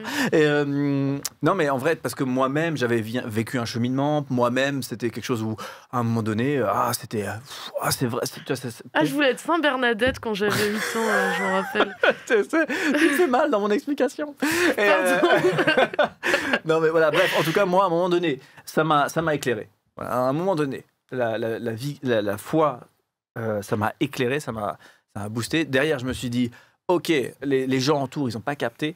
Je vais essayer de leur expliquer un petit peu le truc, mais en mode, les gars, je débarque. Tu vois, je débarque, j'arrive avec la lumière, comme s'il n'y a jamais personne avant qui avait eu la lumière. Tu vois. Et je continue de penser que la vie du Christ, la beauté des évangiles, le message révolutionnaire qu'il porte, c'est un message formidable et qu'on doit tous le lire, on doit tous se l'approprier, ou en tout cas ceux qui le souhaitent, enfin, que c'est une lumière. Ça, je continue de le penser. Mais je suis beaucoup moins ramené en mode Cédric, enfin, il a compris le truc. Enfin, moi, j'ai compris le truc et maintenant, Cédric débarque et va tout vous expliquer. Tu vois. Ça, je sais pas pourquoi j'avais un melon comme ça. Et ça m'énerve d'y repenser et de me revoir, moi, en mode maintenant je débarque et punaise, mais qu'est-ce qu'ils ont foutu, les gars, pendant 2000 ans avec le christianisme, enfin n'importe quoi. Après, je pense on peut faire, parce que là, tu parles du contexte religieux, donc on peut se dire, oui, c'était un religieux. Mais en fait, tu prends ça dans n'importe quel domaine. Ouais. Et je pense en particulier à la politique. Je suis d'accord. Le nombre de gens qui s'imaginent que parce qu'ils sont dans un camp politique, les autres sont des crétins finis. Ah oui. C'est impressionnant comment ils s'imaginent que, avec quelques mots, ils vont renverser les convictions des autres parce que c'est tellement évident qu'ils ont raison. Ouais. Alors qu'en fait, non. Non, tout se discute, tout est contestable, tout est... Et c'est pour ça que maintenant, je pense, et je vous l'affirme, il n'y a qu'une seule voie qui est sage. La modération. C'est le scepticisme. Ah, le scepticisme, ouais. Et moi aujourd'hui, je suis très modéré. Très, très modéré par rapport à beaucoup de choses. Et je suis très très bien dans ces baskets modérées. Est-ce qu'à l'époque, du coup, tu pensais pas être modéré ? Non. Enfin, ouais, non. Bah, c'est ce que je me suis dit quand tu parlais de fatalisme au début. C'est que justement, récemment, je suis tombée sur mes anciens journaux intimes où je notais pas mal de trucs et vers mes 18 ans, je me disais, mais purée, en fait, si je change d'état d'esprit, mais je suis une abrutie finie. Enfin, je peux pas changer d'état d'esprit. Là, je suis super cohérente avec plein de choses. Et en fait, si je lis ça dans 10 ans et que je vois que je suis plus la même, je suis vraiment trop conne, quoi. Et en fait, j'ai relu ça et je suis totalement l'opposé de ce que j'étais avant. et en fait, j'avais... Conclusion. Non, mais il y a une expérience de pensée qui est géniale. Je continue sur ce que tu es en train de dire. Vas-y. Et s'imaginer soi-même téléporté dans le passé et essayer de se convaincre de quelque chose qu'on a changé et qu'on aurait dû faire. On se dit souvent, on s'imagine, si on faisait l'expérience, qu'on se convaincrait soi-même, puisqu'on va se faire confiance soi-même. Mais c'est pas certain. Non. Ça se trouve, notre moi du passé nous trouverait un connard fini et voudrait nous éliminer ou je sais pas quoi. Et ça se trouve, notre futur moi pense aussi qu'on est des cons finis. Hein, c'est fou. Hein. Et souvent, parfois, j'ai des trucs dans la tête où je me dis... ça, ce serait ma plus grande peur d'être comme ça. Et limite, j'ose pas y penser et pas me l'avouer. Et c'est souvent ce qui arrive, ce genre de fatalité-là. Enfin, pas des peurs ou des non-envies d'être comme ça, mais plutôt des choses que j'ai... c'est tellement absurde que je sois comme ça que je vais un peu l'enfouir et au final, ça revient en bloc après. Okay. Enfin, l'idée d'enfouissement... Et peut-être que je les enfouis tellement que c'est pour ça que ça revient en bloc. Des trucs d'antan, tu veux dire ? Ouais, c'est ça, ou l'idée de devenir cette personne-là que je pensais pas devenir. Tu refoules tes toits possibles qui ne te plaisent pas. Ouais, c'est ça. Ok. Je fais beaucoup de psychanalyse à chaque fois dans ces émissions. C'est bien connu qu'il n'y a pas de secret, est une émission. Et d'ailleurs, je comprends toujours pas pourquoi nous ne sommes pas sur des divans. C'est fou, on pourrait. Ouais. C'est peut-être un peu en termes de après 4-5 personnes comme ça allongées sur des divans... Soit on a une petite musique qui fait spa, soit ça fait un peu secte. Ah oui, peut-être. Bref, en tout cas, voilà un petit peu pour le côté destinée. Est-ce qu'on a pensé avoir une destinée dans nos existences. Je crois qu'on Mais après, d'une manière générale, tous répondu. Ouais, quand on est religieux, on tend à penser qu'il y a une vie après la mort, etc. Et que ça, c'est la forme de destinée. Alors, c'est pas au sens où tu l'entends, de grand destin à accomplir ici dans ce monde-là, mais c'est une destinée au sens de fin au sens à la fois de terminus et de fin au sens de finalité, du but recherché. Je vais vous faire mon Benjamin Borries. Vas-y. J'ai envie de faire pipi. Non, Cédric, quand même pas. Non, si. c'est un peu l'émission de tous les possibles. Tout est là. roue libre, les gars. Je vous laisse. J'ai regardé les fiches de Cédric, du coup, pour voir ce qu'il y a. Ouais, on peut continuer les pavés dans la mare, sinon. Tu t'improvises, Cédric? Alors, entendre la destinée. Alors, si je fais Cédric, il faut faire des grands mouvements. Ouais, faut être tout nerveux. Entendre la destinée. Est-ce que tu as senti l'appel du destin? Déjà, rappelle-moi, tu pensais avoir une grande destinée quand tu étais jeune?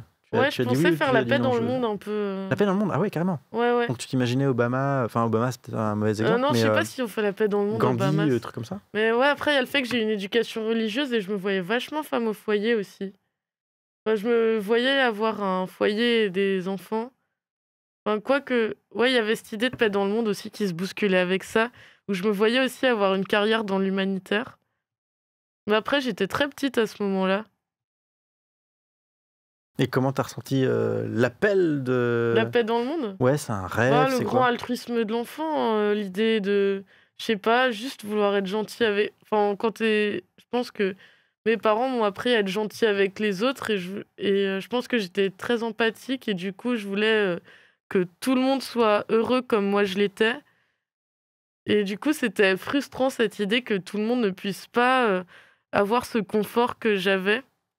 Enfin, ça me semble assez... Toi, t'as pas eu d'idée de vouloir faire la paix dans le monde quand t'étais petit?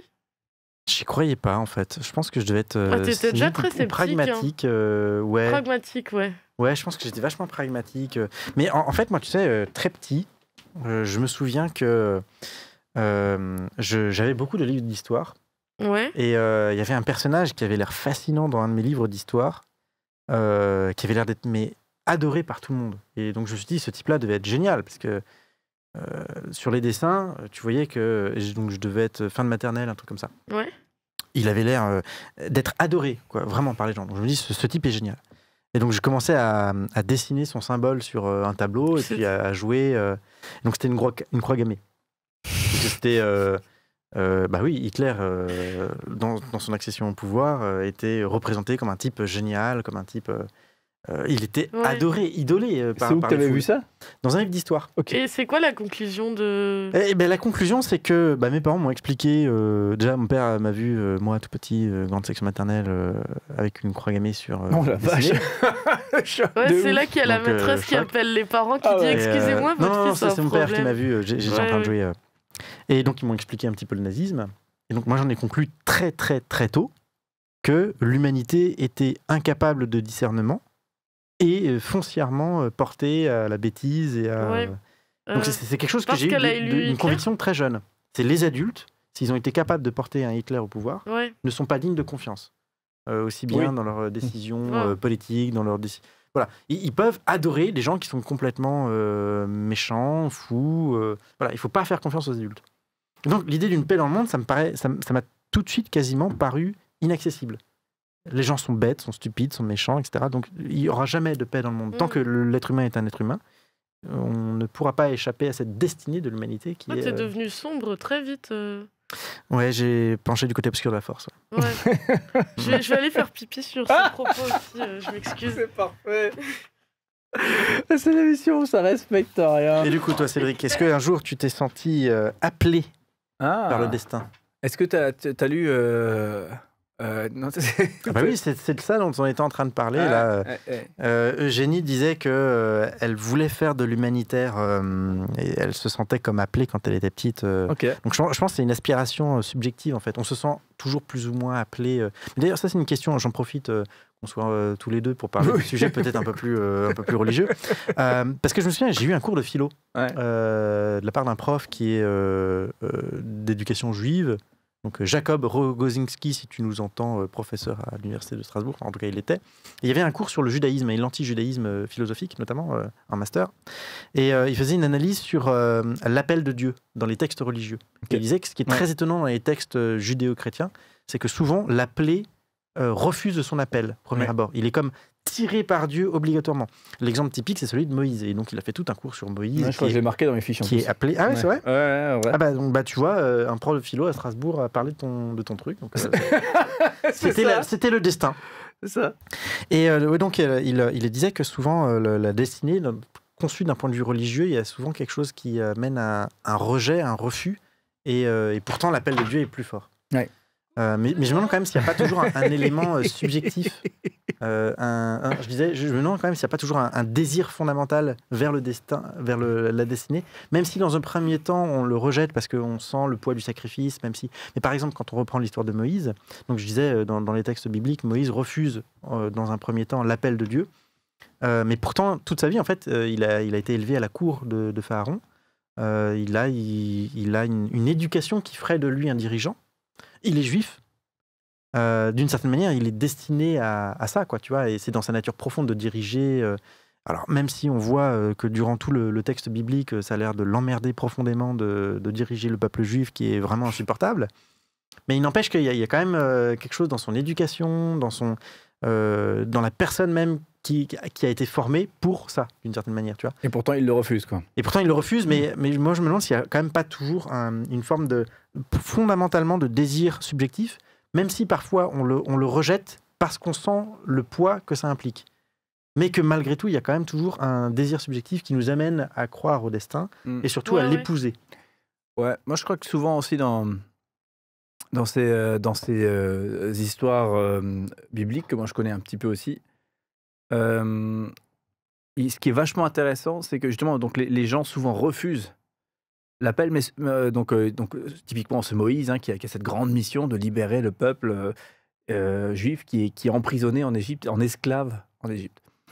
Et il refuse ce truc parce qu'il se sent pas légitime, il se sent pas assez fort, il se sent, il bégaye, il se sent, voilà. Et ça, je trouve, il y a beaucoup d'histoires comme ça où c'est des gens un peu fragiles qui se sentent pas tout puissants là, machin, qui vont être sélectionnés d'une certaine manière dans les histoires du christianisme. Et moi, j'aime bien ça parce que ça fait vraiment dire que l'humilité, c'est la valeur, c'est l'une des grandes valeurs, quoi.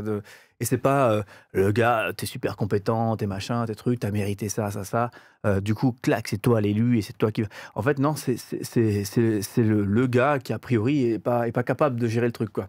Et ça, j'aime beaucoup, moi, perso. Donc et ça m'encourage encore plus à pas essayer d'être le gars qui est capable de gérer tout ça, parce qu'en fait, c'est pas un idéal pour moi. C'est plus un idéal pour moi. En pensant aussi à ça, quoi. Ouais, du coup, on pourrait très bien. C'est pas un faux dilemme, c'est pas obligatoirement ou bien l'un ou bien l'autre. Il pourrait très bien y avoir d'un côté Moïse qui a certaines compétences qui ont été travaillées depuis le début. Un peu l'attente comme ça. Il y a quelque chose de toujours d'un appel, parce que quand même être appelé par Dieu, je pense que c'est quand même pas rien. Oui, donc il y a toujours le sentiment d'être un mauvais serviteur ou d'être incapable. Enfin, c'est Dieu quand même. C'est comme si demain Macron m'appelle et me dit écoute, on a fait n'importe quoi au niveau de la réforme des retraites, Alexis, je te nomme ministre de l'économie. Je dirais oui, ok, mais non, enfin, t'aurais le poids un petit peu du truc quand même, quoi. Je me dirais je comprends ta décision, mais je suis quand même surpris, tu vois. C'est ça. Je suis quand même surpris. Emmanuel, je suis quand même surpris. Rassure-toi, j'arrive. Mais voilà, je pense que c'est ça, être appelé par Dieu. Il y a aussi le côté. Enfin, forcément, il y a l'humilité dans le sens pourquoi moi, pourquoi. Oui. Mais du coup, je pense pas qu'il y ait forcément d'opposition entre, d'une part, un désir subjectif probablement, surtout que dans l'histoire de Moïse, encore une fois, il est comme préparé quand même depuis sa jeunesse à ça. Et en même temps, le sentiment que celui qui t'appelle est tellement haut que est-ce que tu arriveras à remplir la tâche qui t'incombe. Là, tu dis le pourquoi moi. Je pense qu'il y a quand même beaucoup de gens, j'en faisais largement partie, et sûrement encore aujourd'hui, qui diront pas pourquoi moi quand ils sont enfin invités à venir répondre à l'appel d'Emmanuel Macron là ou peu importe.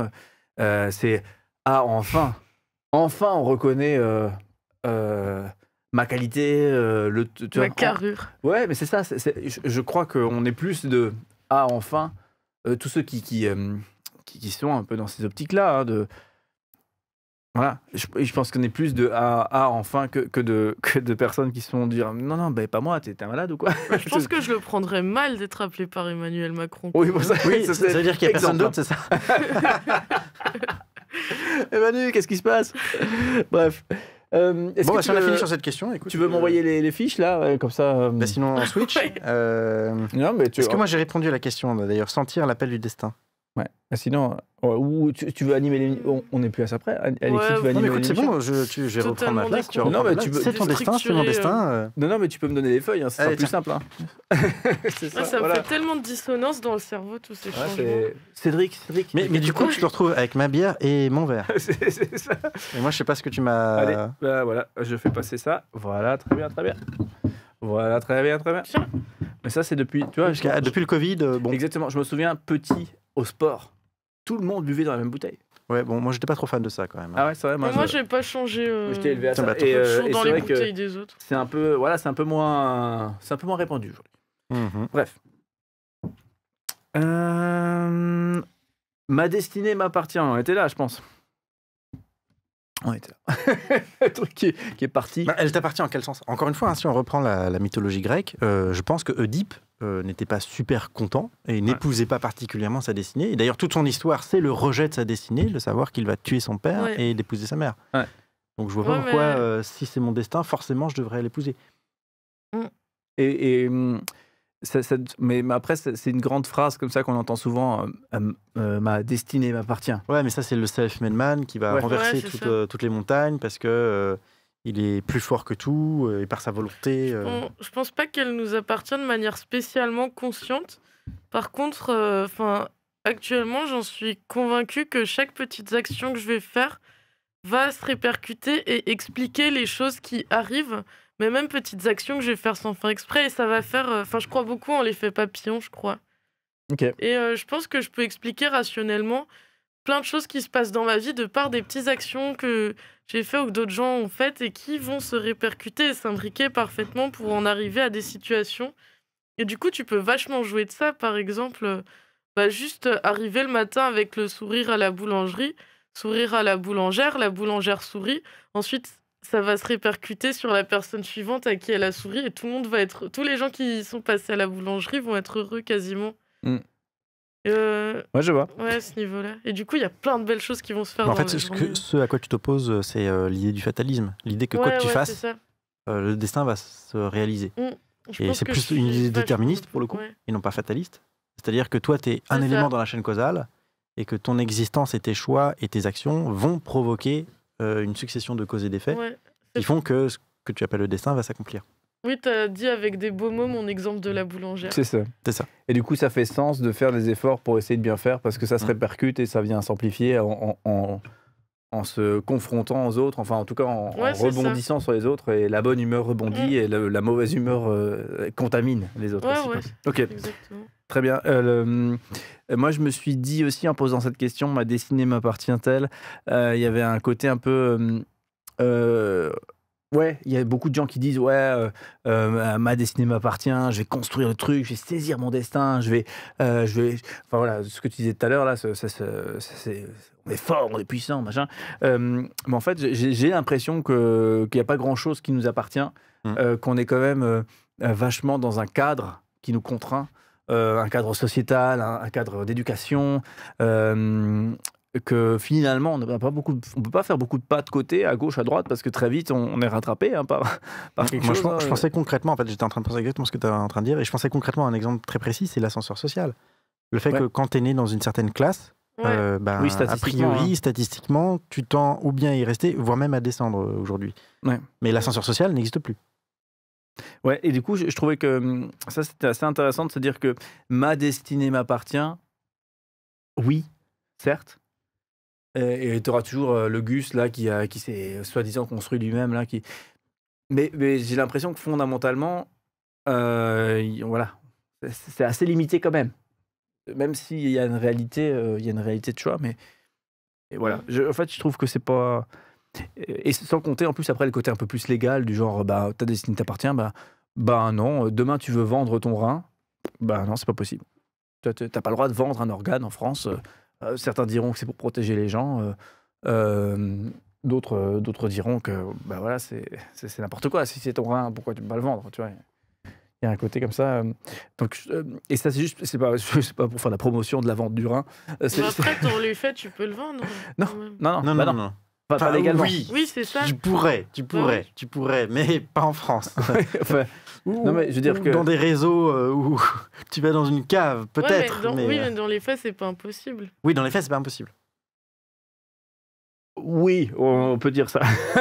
En tout cas, il y a ce côté, j'ai l'impression quand même, et ça c'est un exemple un peu bizarre là que je donne, mais c'est juste pour donner, je pense, le poids de la contrainte quand même de notre mode de vie qu'on a et qui fait que tu peux pas trop t'en écarter non plus, parce que sinon tu es tellement marginalisé très vite, je trouve. Ouais, mais en même temps, des fois, je pense qu'il y a des gens qui ont besoin de ça, malgré tout, de se dire qu'ils peuvent. Parce que s'ils peuvent pas, ça veut dire qu'ils sont bloqués. Ouais. Et ça peut être déprimant. Et je pense que certaines personnes ont besoin justement de se dire que c'est possible pour pouvoir agir et pour pouvoir faire quelque chose. Parce que sinon, ils resteraient dans leur situation et ils se diraient, voilà, oui, je suis condamné dans cette situation. Mon destin m'appartient, quoi. C'est possible. Voilà, et se dire, mon destin m'appartient, c'est aussi se donner c'est s'automotiver, tu vois. C'est du discours positif, là, je sais plus comment on appelle ça, mais c'est de la psychologie positive et se dire que voilà, je vais y arriver. Mais fondamentalement, tout ça, ça se base, à chaque fois, on a des exemples en tête et c'est ce qu'on appelle le biais du survivant. C'est-à-dire que les exemples qu'on a en tête, c'est le type qui a réussi parmi 1 million qui se sont cassés la gueule. Mais comme les 1 million qui se sont cassés la gueule ne parlent pas, il n'y a que le type qui a réussi qui parle, du coup, tous les exemples que tu as, ils ont tous réussi. Oui, d'accord. C'est ce qu'on appelle le biais du survivant. Mais au final, c'est un biais, quoi. Ça ne marche pas comme exemple, de se donner comme exemple des gens qui ont réussi. Ouais. Et de se dire, je vais faire la même chose que lui, comme ça va marcher. Et pourtant, aujourd'hui, c'est quand même un truc qui est... C'est ces gars que tu vois à côté d'une piscine qui disent « Ah, toi aussi, tu veux réussir ta vie comme moi, regarde, je vais commencer à acheter des appartements. » Jeune entrepreneur. C'est trop ça. En fait, vraiment, c'est ça qu'on nous vend aujourd'hui. C'est ça qui fait rêver beaucoup de gens dans une génération d'entrepreneuriat et tout ça. Pour ceux qui sont branchés là-dessus, ils essayent de te vendre le truc. Tu vois, c'est assez rigolo. Comme si c'était facile. Il y a un côté... Voilà, bon, bref. Comme s'il suffisait de... Tu le veux vraiment, tu vas l'avoir. Mais non, mais arrête tes conneries. C'est plus compliqué que ça. Il y a quand même toute une série de paramètres qui font que, certes, il y a la volonté, mais c'est pas tout, quoi. Enfin, bref. Ma destinée m'appartient. Toi, qu'est-ce que t'en penses, Eugénie ? Comme dit, c'était... la réponse, c'était pas l'idée de l'effet papillon qui m'appartient et pas totalement. Ouais, je reste assez fixée là-dessus. Ouais, ça marche. Et pourtant, d'un point de vue religieux, d'une certaine manière, il y a une partie de la destinée qui nous appartient. Parce qu'on considère souvent que ce qui va déterminer l'après, c'est la foi d'aujourd'hui. Est-ce qu'on répond oui ou est-ce qu'on répond non ? Et c'est ça qui va déterminer ce qui se passera après. Donc, d'une certaine manière, oui aussi, le destin m'appartient. Ouais. Alors ça, je pense qu'on a passé cette question, mais destinée, liberté, c'est un truc qui est souvent on s'en mêle les pinceaux.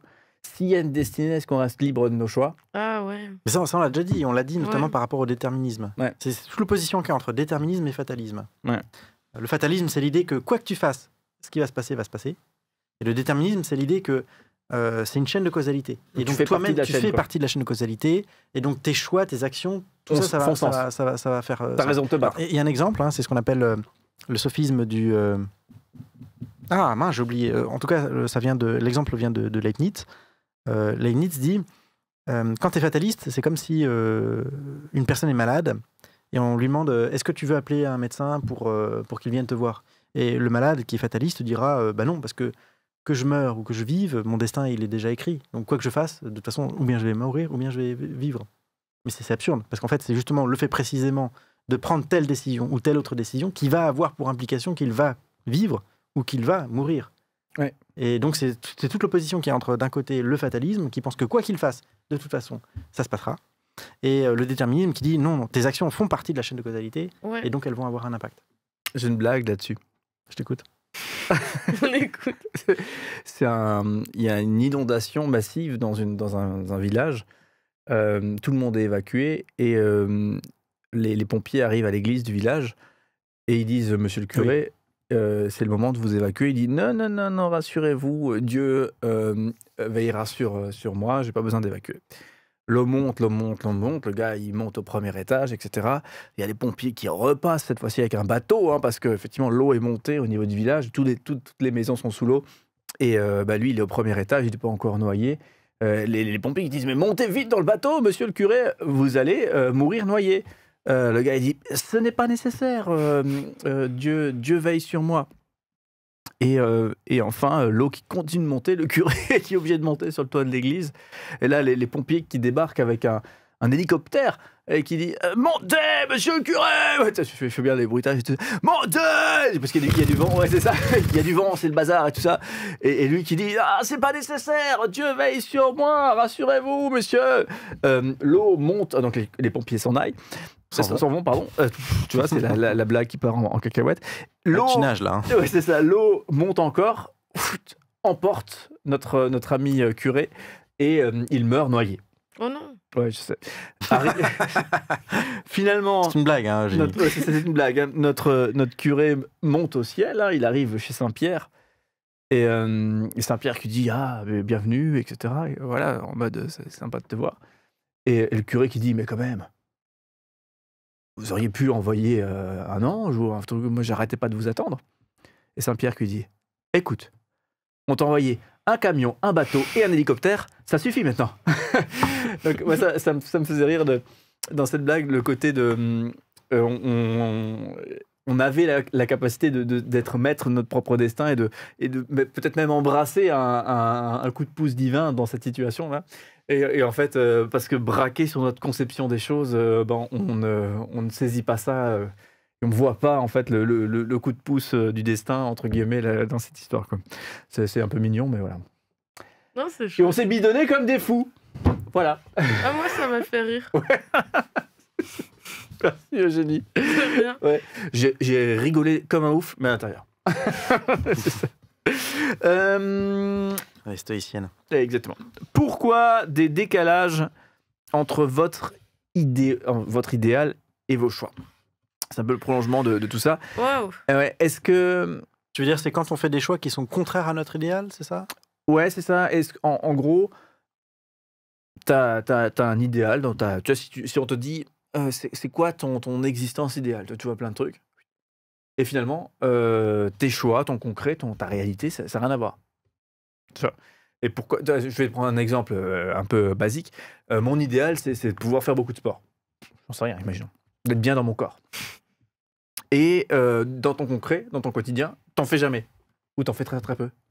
Et tu te laisses distraire par plein de choses et tu fais pas ton sport. Il y a un gap, il y a un écart entre ton idéal, ce qui te parle vraiment, et ce que tu fais effectivement dans ton existence. Wow, il y a l'idée d'idéal déjà. Ouais. Je crois que... déjà, qu'est-ce que c'est mon idéal? En fait, je crois que mon idéal, c'est d'être à la recherche permanente de mon idéal. Et du coup, c'est de ne pas avoir d'idéal. Alors pourquoi tu le recherches? L'idéal, c'est de pas avoir d'idéal. Du coup, je pense que j'ai déjà atteint mon idéal de vie. Dans le mais sens... le toi, dans 10 ans, il va rire quand il va te réécouter. Non? Je sais pas. Là, je suis maintenant... Est-ce que tu ne crains pas, du coup, de devenir l'objet de l'idéal des autres? Ah, bonne question. Vous marinez un peu, là. Ah bah oui. L'objet de l'idéal des autres? Si toi, t'as pas d'idéal, ouais. Du coup, tu sers un idéal, mais qui n'est pas le tien, et tu rentres dans les plans des autres plutôt que dans les tiens.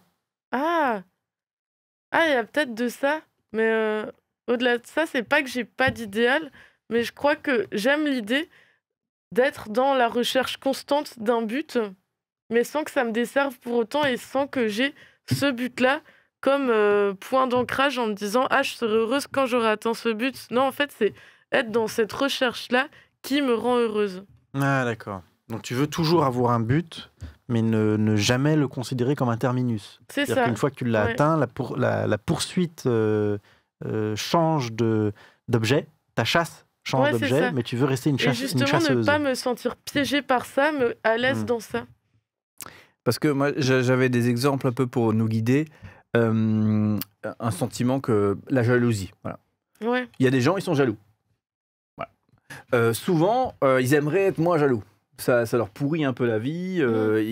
C'est pas un idéal pour eux d'être jaloux. Mais d'une certaine manière, ils n'en peuvent rien. Ils sont, ça les ronge, ça les travaille, ils sont anxieux et ils sont jaloux. Et du coup, j'avais presque envie de demander, est-ce qu'être fidèle à soi-même, parce que souvent c'est ça un idéal, souvent on entendra, je ne sais pas ce que vous en pensez, mais il faudrait faire un sondage, mais on entendra être fidèle à soi-même. C'est ça l'un des idéaux, c'est l'un des objectifs fondamentaux. Tu vois, c'est ne pas se trahir et se déployer qui on est. Être qui on est. Ça fait un peu... Voilà. Mais c'est quand même ça qu'on entendra fondamentalement. Mais finalement, dans mon exemple de la jalousie, je ne sais pas si vous êtes jaloux, est-ce que finalement, être qui on est, c'est accepter qu'on est jaloux? Ou être... donc, tu es effectivement jaloux. C'est quelque chose qui te travaille, qui te ronge, qui te préoccupe? Non, pas du tout. Non, mais imaginons. Tu prendras le truc qui, toi, te préoccupe à toi. Si c'est pas la jalousie, c'est autre chose. Mais dans ton idéal, t'aimerais ne pas être jalouse. Tiens. Et du coup, il y a un gap entre les deux. Et c'est quoi qu'il faut viser, tu vois, dans le sens, être fidèle à soi-même, est-ce que c'est accepter que tu es une personne jalouse, point, et on arrête de s'embêter, ou est-ce qu'effectivement, être fidèle à soi-même, c'est quand même essayer de cheminer vers l'idéal qu'on a, ne pas être jaloux? Tu comprends le cheminement de pensée de Cédric, toi? Oui, mais alors le problème, c'est que moi, je penserais surtout à des contraintes extérieures dans l'immédiat. Typiquement, par exemple, je ne crois pas en la légitimité de l'État. Donc je pense que dans l'idéal, il faudrait renverser l'État. Ouais. Sauf que j'ai pas le temps. J'ai pas spécialement l'envie. Moi, j'essaie, mais j'y arrive pas. Enfin, voilà. Donc dans l'idéal, oui, ce serait bien de renverser l'État et de mettre autre chose à la place. Mais concrètement, je vais rien faire pour. Ou si, je vais peut-être dire et répéter régulièrement que je ne crois pas en la légitimité de l'État. Peut-être que il y a 2 ou 3 personnes qui vont aussi se poser des questions sur la légitimité de l'État, peut-être, je ne sais pas. Mais sans plus, quoi. Je ne ferai pas davantage. Donc, techniquement, en bon citoyen, je continue de payer mes impôts, je continue de payer mes cotisations retraite, je continue de payer, etc. etc. Je continue de me soumettre, d'ailleurs, même à l'État. S'il y a un contrôle de police, je montre ma carte d'identité, des trucs comme ça. Et pourtant, je pense que c'est une mafia et que c'est totalement illégitime. Mais je ne fais rien contre. Ouais. Techniquement, je ne peux rien faire contre. Donc, je compose avec le réel. C'est-à-dire, à la limite, je me garde cette liberté de penser que l'État est illégitime, que si un policier se présente devant moi, je ne le considère pas comme une force légitime, pouvant me contraindre légitimement, mais factuellement, c'est exactement comme si c'était la mafia qui se présentait à moi avec des armes et qui me demandait mes papiers. Ouais, c'est très extérieur à toi, là, pour le coup. Ouais, mais pour le coup, c'est très extérieur à moi. J'ai pas d'exemple où, intérieurement à moi, je verrais quelque chose que je dois changer ou que je dois... C'est là où tu as une emprise, Eugénie. Je pense que c'est un exemple qui peut parfaitement s'appliquer à ce que j'ai dit avant, justement, dans l'idée de recherche d'idéal sans pour autant atteindre cet idéal. Mon idéal, c'est de renverser l'État. Qu'est-ce que je fais? Je vais en manif, je fais des actes, je n'obéis pas forcément aux forces de l'ordre, etc. Mais pourtant, là, je me pose la question, qu'est-ce que je ferais le jour où l'État sera renversé? J'ai pas prévu de terminus, justement, à l'idéal que je suis en train d'essayer de concrétiser. Je pense que même renversé, il y a un autre État qui le remplacerait. Oui, c'est ça. Et du coup, peut-être que hors limite, disait l'autre. T'as une sorte... Moi, je suis vachement dans Star Wars en ce moment, puisque avec les enfants, je les ai fait découvrir le... Mais en gros, t'as l'Empire, tu découvres... la République, tu découvres qu'elle est vraiment pourrie, en fait, en réalité. T'as l'Empire. L'Empire est pourri. Et puis, une fois que l'Empire s'effondre, tu as de nouveau la République, la Deuxième République, je ne sais pas s'il l'appelle Deuxième République d'ailleurs, qui vient, qu'on voit d'ailleurs dans The Mandalorian, il me semble, qui pareil, semble complètement pourri, etc. Et tu as une forme de cynisme dans le sens où de toute façon, l'action ne sert à rien, puisque il n'y aura pas de résultat appréciable. Ton idéal, en fait, ne semble pas atteignable en l'état des choses. Quand bien même tu ferais quoi que ce soit, cet idéal n'est pas réalisable. Ouais. Ok. Disons que, mais là, c'est sûr que si tu prends des éléments comme ça qui te dépassent, tu peux facilement botter en touche en disant oui. Voilà, de toute façon, je ne pourrais je pourrais pas être impactant et être significatif. Bon, voilà. Par contre, effectivement, sur toi-même, tu peux quand même être impactant et significatif sur toi-même et l'approche que tu as de toi-même. Tu vois. Donc, je reprends mon exemple de la jalousie. Oui, non, mais c'est quand même deux postures différentes. Voilà, c'est deux postures différentes que de dire j'accepte, j'embrasse l'idée d'être jaloux, c'est moi, et j'arrête de me dire que c'est pas normal, et c'est moi, point. Ou effectivement, j'embrasse un idéal que j'aurais, dans mon hypothèse, l'idéal c'était. Mais est-ce qu'on peut changer soi-même? Je ne sais pas. Vraiment se changer soi-même. Je pense qu'il doit y avoir des trucs. Dans une certaine limite aussi. Oui. J'ai l'impression que dès que je me force, au final, je reviens en bloc à ma nature profonde. Du coup, je crois que je me force pas du tout à faire les choses. Mais après, toi, c'est un double truc.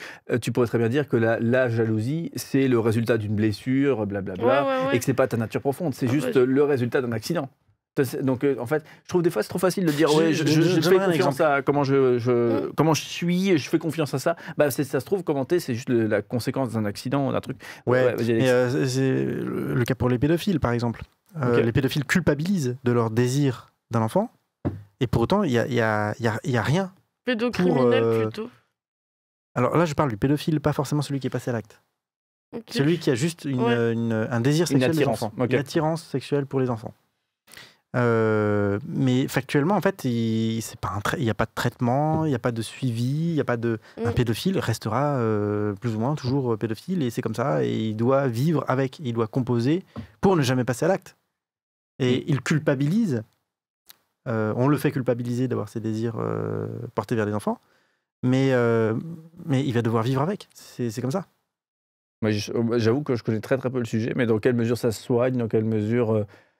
Ça se soigne pas, c'est pas quelque chose d'hormonal, c'est pas quelque chose de. Est-ce que ça peut être assimilé à de la maladie, quoi, d'une certaine manière? Non, les sexualités, se figent sur un objet, c'est comme ça. Ok. C'est pas quelque chose. C'est pas quelque chose qui avec de la chimie, tu peux changer, tu peux. Ouais. Ce serait super dangereux même de l'assimiler à une maladie. La pédophilie? Dire qu'un pédocriminel, un criminel, un violeur soit un malade. Attends, on parle pas de pédocriminalité là, juste de pédophilie. Parce que c'est deux choses différentes quand même. Hein. La pédophilie en soi, c'est un état de conscience. Ouais. Mais c'est pas réprimé par la loi. Ce qui est réprimé par la loi, clairement, c'est le matériel pornographique, donc la production d'œuvres pornographiques, etc., ou la consommation, ou l'échange, et le fait de passer à l'acte, c'est-à-dire d'avoir une sexualité avec des enfants. Ça, c'est interdit. Ouais. Oui, c'est. Est-ce qu'on peut dire que c'est pas. Franchement, là, c'est marrant parce que un sujet qui est tellement omniprésent dans nos infos, dans nos actus, et tout le monde, comment dirais-je, est remué par ce genre de faits divers et tout ça. Tout le monde dit mais c'est impensable, c'est la folie, tout ça. Et moi-même, là, je me surprends à être si peu informé et connaisseur sur dans quelle mesure aujourd'hui on dit que la pédophilie, donc indépendamment de l'idée de passage à l'acte, dans quelle mesure c'est une maladie, on considère que c'est une maladie, ou dans quelle mesure on considère que c'est une forme de sexualité simplement légalement répréhensible. J'en ai aucune idée. Il n'a pas de pathologie en soi. Il vit bien, celui qui est. Il vit bien. Mais non, mais une pathologie dans sa tête. Non, attends. Il n'y a pas de dysfonctionnement, même psychologiquement, il n'y a pas de dysfonctionnement qui impliquerait une souffrance quelconque. C'est par contre un jugement moral qui dit que c'est une perversion. Ouais. Et c'est ça qui implique ensuite la culpabilité. C'est le fait qu'une certaine sexualité soit immorale, ou dite immorale, qui fait que après la personne culpabilise. Et qui fait qu'elle peut le vivre mal, mais en soi, elle le vit pas mal. En soi. Oui, après, s'il n'y a plus rien qui est immoral, tuer un mec. Mais j'ai pas dit qu'il fallait remettre ça. Voilà, je dis juste, je sais plus où je voulais en venir, mais je dis juste que, voilà, c'est pas une maladie au sens où ce serait une souffrance interne. Là, c'est quelque chose d'externe. C'est la morale qui lui dit c'est pas bien, et donc qui est juste là comme une perversion. Mais c'est un peu comme ça. À une époque, la psychanalyse voulait mettre des perversions partout. Et je sais pas moi, n'importe quel fétichisme ou n'importe quel fétichisme des pieds, on parlait l'autre fois ou je sais pas quoi, pouvait rapidement être pathologisé, etc. Enfin, tout ça c'est plus ou moins fini maintenant. On arrête de pathologiser tout objet de désir spécifique qui n'est pas hétérosexuel ou qui n'est pas voilà. Ouais, ok. Non, mais je suis juste interpellé par moi-même au sens où je me sens tout merdique, vraiment tout pas connaisseur, et par rapport à un truc où je pensais être au moins un peu mieux savoir, quoi. je me sens un peu mauvais, quoi. Bref, humilité, c'est une belle valeur, on disait. Bah voilà. Pour le coup, ouais, c'est ça, pour le coup, ça va. La fois prochaine, je propose qu'on ait juste une sorte de petit, comme ça, panier de basket en mode prémisse. La fois prochaine, on parlera notamment de après la mort. Est-ce qu'on croit à quelque chose après la mort ? Est-ce qu'on croit ou pas à quelque chose après la mort ? Et dans quelle mesure cette croyance ou cette non-croyance impacte la vie ? Ça aussi, je trouve, ça fait trop partie des sujets que on passe un peu sous silence, tu vois. Enfin, je sais pas, moi j'ai pas le souvenir de discuter ça, en fait. Voilà, même avec des proches et tout ça, je sais pas, j'ai pas le souvenir d'avoir des dialogues là-dessus. Donc, vraiment, on va discuter librement là-dessus, notamment la semaine prochaine, mardi prochain. Et j'ai envie en mode teaser pour conclure.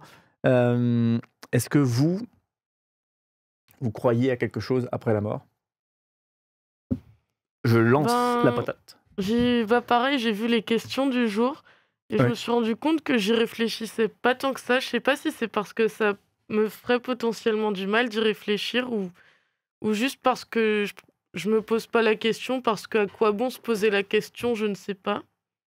Ouais. Mais du coup, je pense que ça pourrait impacter ta vie. Ton existence. Ouais, dans le sens me dire il n'y a rien après la mort, donc je vais agir en telle conséquence, ou bien s'il y a quelque chose après la mort, j'agis en telle conséquence, mais je crois que j'ai pas envie que ça impacte ma vie, justement, ces questionnements. Pourquoi ? En l'état, je vis très bien comme ça, et je sens pas encore le besoin de me questionner profondément là-dessus, donc je me suis pas encore questionnée là-dessus, parce que c'est pas... Enfin, je trouve pas ça nécessaire pour l'instant. Mais peut-être que ça viendra. Ok. Je partage ce que tu dis au sens où j'ai l'impression que, étant donné que la mort fait assez peu partie de notre quotidien, bien sûr... Quand même, si. On voit la mort partout, dans les actualités, parmi nos proches. Ouais, bon. Après, je trouve... souvent, c'est les mourants, tu les vois pas. Voilà, c'est les grands-parents qui partent. Non, mais voilà, moi dans mon histoire, c'est plutôt les grands-parents qui partent. Il y a un truc un peu l'ordre des choses et il n'y a pas ce... Voilà. Là où un accident, là où tu disais l'accouchement qui génère la mort de la maman. Le Covid au début, où tout le monde était en mode tout le monde va crever, c'est le retour de Walking Dead et tout ça. C'est ça, ouais.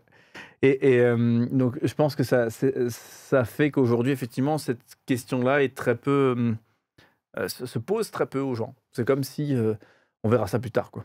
Mais je pense qu'à chaque fois je pense que j'ai peut-être même une forme de déni par rapport à la mort où, quand j'ai un décès parmi mes proches, je me rappelle d'un ami qui s'était suicidé quand j'avais 14 ans. Et avant ça, je me posais beaucoup la question par rapport à la mort. Et après ça, j'ai une forme de... Non, je préfère pas penser à la mort parce que c'est encore une blessure qui est très récente et qui, je préfère pas me replonger là-dedans pour pas faire ressortir plein de traumatismes. Maintenant, je sais pas trop ce qu'il en est, mais j'y ai toujours pas repensé. Ok, d'accord. Mais c'est pas forcément la mort, le fait de décéder, de ne plus être là. C'est aussi l'après. Est-ce qu'il y a quelque chose après ou pas ? C'est aussi dans ce sens-là. Indépendamment de la question de la douleur, du deuil, etc. Ouais, je crois que j'aime bien me dire qu'après, on sera peut-être mangé par des vers de terre et on vivra dans des vers de terre. Mais mes questionnements, ils s'arrêtent peut-être à là. C'est très épicurien, ça. Ouais. Ah, totalement. Mais peut-être épicure, mais de manière plus enfantine. Toi, Alexis, la croyance de la vie après la mort ? Oui, moi je crois qu'il y a une forme de communion avec un Dieu. Alors, j'aime pas trop la notion de temporalité après la mort, parce que ça supposerait que... il y a du temps après. Il y a un contact avec Dieu qui se fait dans le temps, alors que Dieu lui-même n'est pas un être temporel, etc. Ouais. Donc, je pense que, en fait, ce qui vient après la mort, façon de parler, en fait, elle est déjà là pour moi. C'est juste que là, en fait, il y a deux histoires du moi. Il y a une histoire qui explique mes choix dans ma vie, etc. Et puis il y a la conséquence logique, mais qui n'a pas besoin d'être chronologiquement postérieure. mais la conséquence logique qui est est-ce que, je sais pas, je suis avec Dieu ou pas, est-ce que je suis dans une communion ou pas. Par contre, le qu'est-ce que c'est, l'imaginer ou quoi que ce soit, j'en ai absolument aucune idée et je pense que c'est inimaginable. Okay. Parce que je ne crois pas qu'il y ait un espace comme ça, un temps comme ça, qu'il y ait du coup de la matière comme ça, qu'il y ait du coup des représentations comme ça, des formes comme ça. Je crois absolument à rien de tout ça. Ouais, il y a l'idée que ça nous transcende aussi. Enfin, moi, j'ai l'idée que c'est quelque chose qui va être transcendantal et que je ne peux pas me l'imaginer. Et donc, enfin, du coup, j'attends de voir. Peut-être qu'un jour, je pourrais imaginer. Peut-être que ça sert à rien de se l'imaginer. Et ouais. Mais après, pour moi, c'est super important parce que je considère que ça donne un but à la vie ou un sens à la vie ou une saveur à la vie. C'est-à-dire que si j'apprenais que finalement, il n'y a pas ça, ah oui, je pense que la vie m'apparaîtrait plus fade. À te dire l'espérance de l'au-delà. Ouais, je pourquoi est-ce qu'on fait tout ça? Pourquoi est-ce que... En fait, la vie n'a pas suffisamment de saveur, j'ai l'impression, pour être suffisamment automotivante par elle-même. Ouais, c'est ça. Bah, à partir du moment où tu vas naître, tu sais que t'es poussé dans le dos vers la mort, mais c'est pas une idée forcément déplaisante, je trouve. C'est-à-dire? Ben, à partir du moment où tu nais, tu vas jouer le jeu de la vie où tu vas mourir à la fin. Mais du coup, comme tu as dit, c'est pas forcément déplaisant parce que ça donne une saveur à la chose, l'idée que ce soit éphémère. Et vous avez une saveur différente là pour le coup. Il faut qu'il y ait un après, du coup. Enfin, il faut qu'il y ait quelque chose, une implication pour que ça donne justement une. Ok, j'avais pas compris ça. Une saveur. Parce que le monde en soi me semble avoir des défis qui sont trop comment dire, trop manquants de saveur, justement. Trop. T'es hautain, hein, avec le monde. Ouais, enfin, ça dépend de quel point de vue on se place. Mais ouais, je trouve que le monde en soi. Ouais, j'ai pas d'attache en fait, voilà, c'est ça, je suis pas attaché plus que cela au monde. Et donc s'il y avait pas un après ou quelque chose qui donne une justification à l'effort pénible qu'est de vivre d'une certaine manière, de scoltiner la vie, bah du coup il y aurait peut-être l'envie un peu de lâcher la bride et enfin dans le sens arrêter de faire des efforts, arrêter de. Ouais, je comprends. Ça vaudrait plus autant la peine. Moi, ça c'est quelque chose que moi personnellement j'avais fort à un moment donné, il y a longtemps, mais j'avoue qu'aujourd'hui effectivement je suis beaucoup moins travaillé par ces questions-là, quoi. Je sais pas si je vivrais différemment, que je crois ou que je crois pas à l'au-delà. Je suis pas sûr que je changerais quelque chose dans mon existence effective aujourd'hui. Donc, alors qu'effectivement, à une époque, c'était en mode un peu radicalité, quoi. C'est s'il y a une sorte de justice qui existe dans l'au-delà, ben, j'ai envie de m'y conformer, j'ai envie de me battre pour cette justice dès à présent, parce que ça fait sens dans une éternité, dans un ordre qui existe, des choses, qui fait sens dans l'univers, enfin un truc, vous voyez le genre.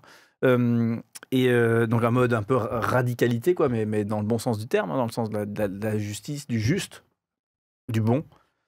Et à contrario, si ça n'existait pas, il y avait une sorte soit quelle est la saveur, soit en fait, je peux faire ce que je veux, rien à cirer, quoi. Rien à cirer des autres, rien à cirer de tout ça. Donc il y avait aussi une forme de radicalité en fonction de s'il n'y a pas d'univers, enfin s'il n'y a pas de grand sens dans l'univers, ben en fait je peux être la radicalité, enfin j'étais un peu radical, je pense, me pousse à finalement j'en ai rien à secouer, quoi, de tout ça, tout ce qui me nourrit, tout est pour moi, quoi, tout est pour moi, quoi. Il y avait un côté très égoïste au final. Voilà, alors qu'aujourd'hui je suis pas sûr que, même si je changeais d'avis par rapport à l'au-delà, et comme dit ça me travaille, je pense beaucoup moins, je crois pas que je changerais grand chose à mon mode de vie, quoi. Ça n'aurait pas d'implication. C'est plus le sens de l'effort. C'est pas une question de moi ou de. C'est plus le sens de l'effort. Ouais. Non, mais je suis d'accord. Mais dans le côté juste, dans le côté. Oui, je comprends. Mais moi, c'est pas une question de justice en fait qui m'habite du tout. Ok. Moi, la façon dont je me représente l'après, c'est plus une sorte de mise en commun de bases de données avec Dieu. Enfin, non, mais encore une fois, j'imagine le Dieu calculateur de Leibniz. Ouais. C'est ce Dieu-là, moi, qui me fait rêver. Et le Dieu qui me fait rêver, c'est un Dieu qui m'expliquerait, qui me permettrait d'avoir une connaissance abstraite du tout, de A à Z. C'est ça qui, moi, me fait triper. Donc, c'est pas fondamentalement une question de justice, parce que je ne suis pas spécialement travaillé par la question de la justice. Je suis plus travaillé par la question du savoir et de la vérité. Ok. Donc c'est ça, moi, qui... Et donc, s'il n'y avait pas ça, ça veut dire qu'en fait... voilà, ce que je fous, ça sert à rien, et rien ne sert à rien, et ce qui reste, c'est tellement faible. En fait, c'est comme si, pour donner une analogie, c'est comme si on me disait, maintenant, écoute, la vie, ce sera les anges de la télé-réalité, ou un truc comme ça, et il va falloir jouer le jeu. Et c'est tellement pas passionnant en soi que... Ouais, il y a l'idée de jouer le jeu. Mais est-ce que parfois, du coup, ça t'arrive d'avoir des doutes sur cette vie au-delà de la vie, ou bien t'en es persuadé profondément et tu t'en doutes jamais? Ah, qu'il y a quelque chose après? Ouais. Ah non, je l'espère. Non, mais je ne sais rien. Fondamentalement, je sais absolument rien. Je ne sais même pas si nous sommes ou pas dans une simulation. Ou si, donc, vraiment, je ne sais rien. Poser la question piège. Du coup, j'espère. Et de la même manière que je disais tout à l'heure que j'espère que Dieu existe, etc. Donc ça ne veut pas dire que je crois. C'est pas une croyance, c'est une espérance. C'est pas une croyance, c'est une espérance. Voilà. Donc c'est-à-dire que je ne dis pas que c'est vrai, mais moi, subjectivement, c'est quelque chose qui m'attire et qui me fait vivre. Mais d'ailleurs, de la même manière, je ne sais pas si les lois de la physique, les lois de la nature existent. Oui, tu l'avais dit. Mais par contre, le fait comme j'ai envie de vivre, parce que j'espère qu'il y a aussi autre chose, c'est ça qui fait que j'espère que les lois de la physique existent. Donc tout ça est porté par une espérance. Ok. Les amis, super intéressant. Rendez-vous. Je suis très très content qu'on parle de ça la semaine prochaine, en plus en détail.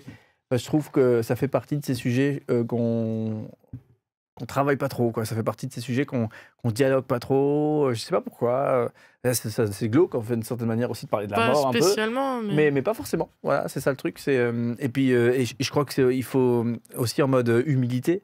Il faut se rendre compte que j'ai l'impression que c'est quand même un phénomène ultra nouveau de ne pas être confronté à la mort quotidiennement, quoi. Alors que je pense que nos ancêtres, c'était normal, quoi, le bébé qui meurt à la naissance, la maman qui meurt à l'accouchement, l'accident de tous les jours, le truand qui te poignarde dans la forêt. Enfin, je pense que c'était un truc un peu le danger, la mort omniprésente. Et finalement, la mort faisait beaucoup plus partie de la vie que ce que c'est le cas aujourd'hui. Je pense, je suis pas un grand spécialiste, mais je pense pas faire trahir des grandes vérités en disant ça. Et du coup, ça peut être intéressant effectivement de replacer un peu tout ça dans comment est-ce qu'on le pense, comment est-ce qu'on le vit, est-ce que ça nous préoccupe, ça ne nous préoccupe pas. Comment est-ce qu'on bâtit nos existences avec ou sans ça, voilà. Donc, on essaiera de se challenger la semaine prochaine avec tout ça, pas que, hein, rassurez-vous. on va pas que se plonger là-dedans, mais on va l'attaquer sur une optique effectivement de vie et de sens de la vie aussi. Les amis, belle soirée encore à vous. Merci beaucoup de nous avoir suivis encore une fois. Et puis ma foi, rendez-vous mardi prochain, puisque lundi prochain, il n'y a pas Zest encore, hein, je crois. C'est pas encore... ça redémarre pas. Léo est à Bergerac. Voilà, à Bergerac. Le fameux Bergerac. C'est ça. Et on vous fait plein de gros bisous. N'hésitez pas à nous suivre sur les réseaux comme d'habitude. Allez, portez-vous bien. Belle nuit les amis encore. Tchuss. Ciao, ciao. Bisous.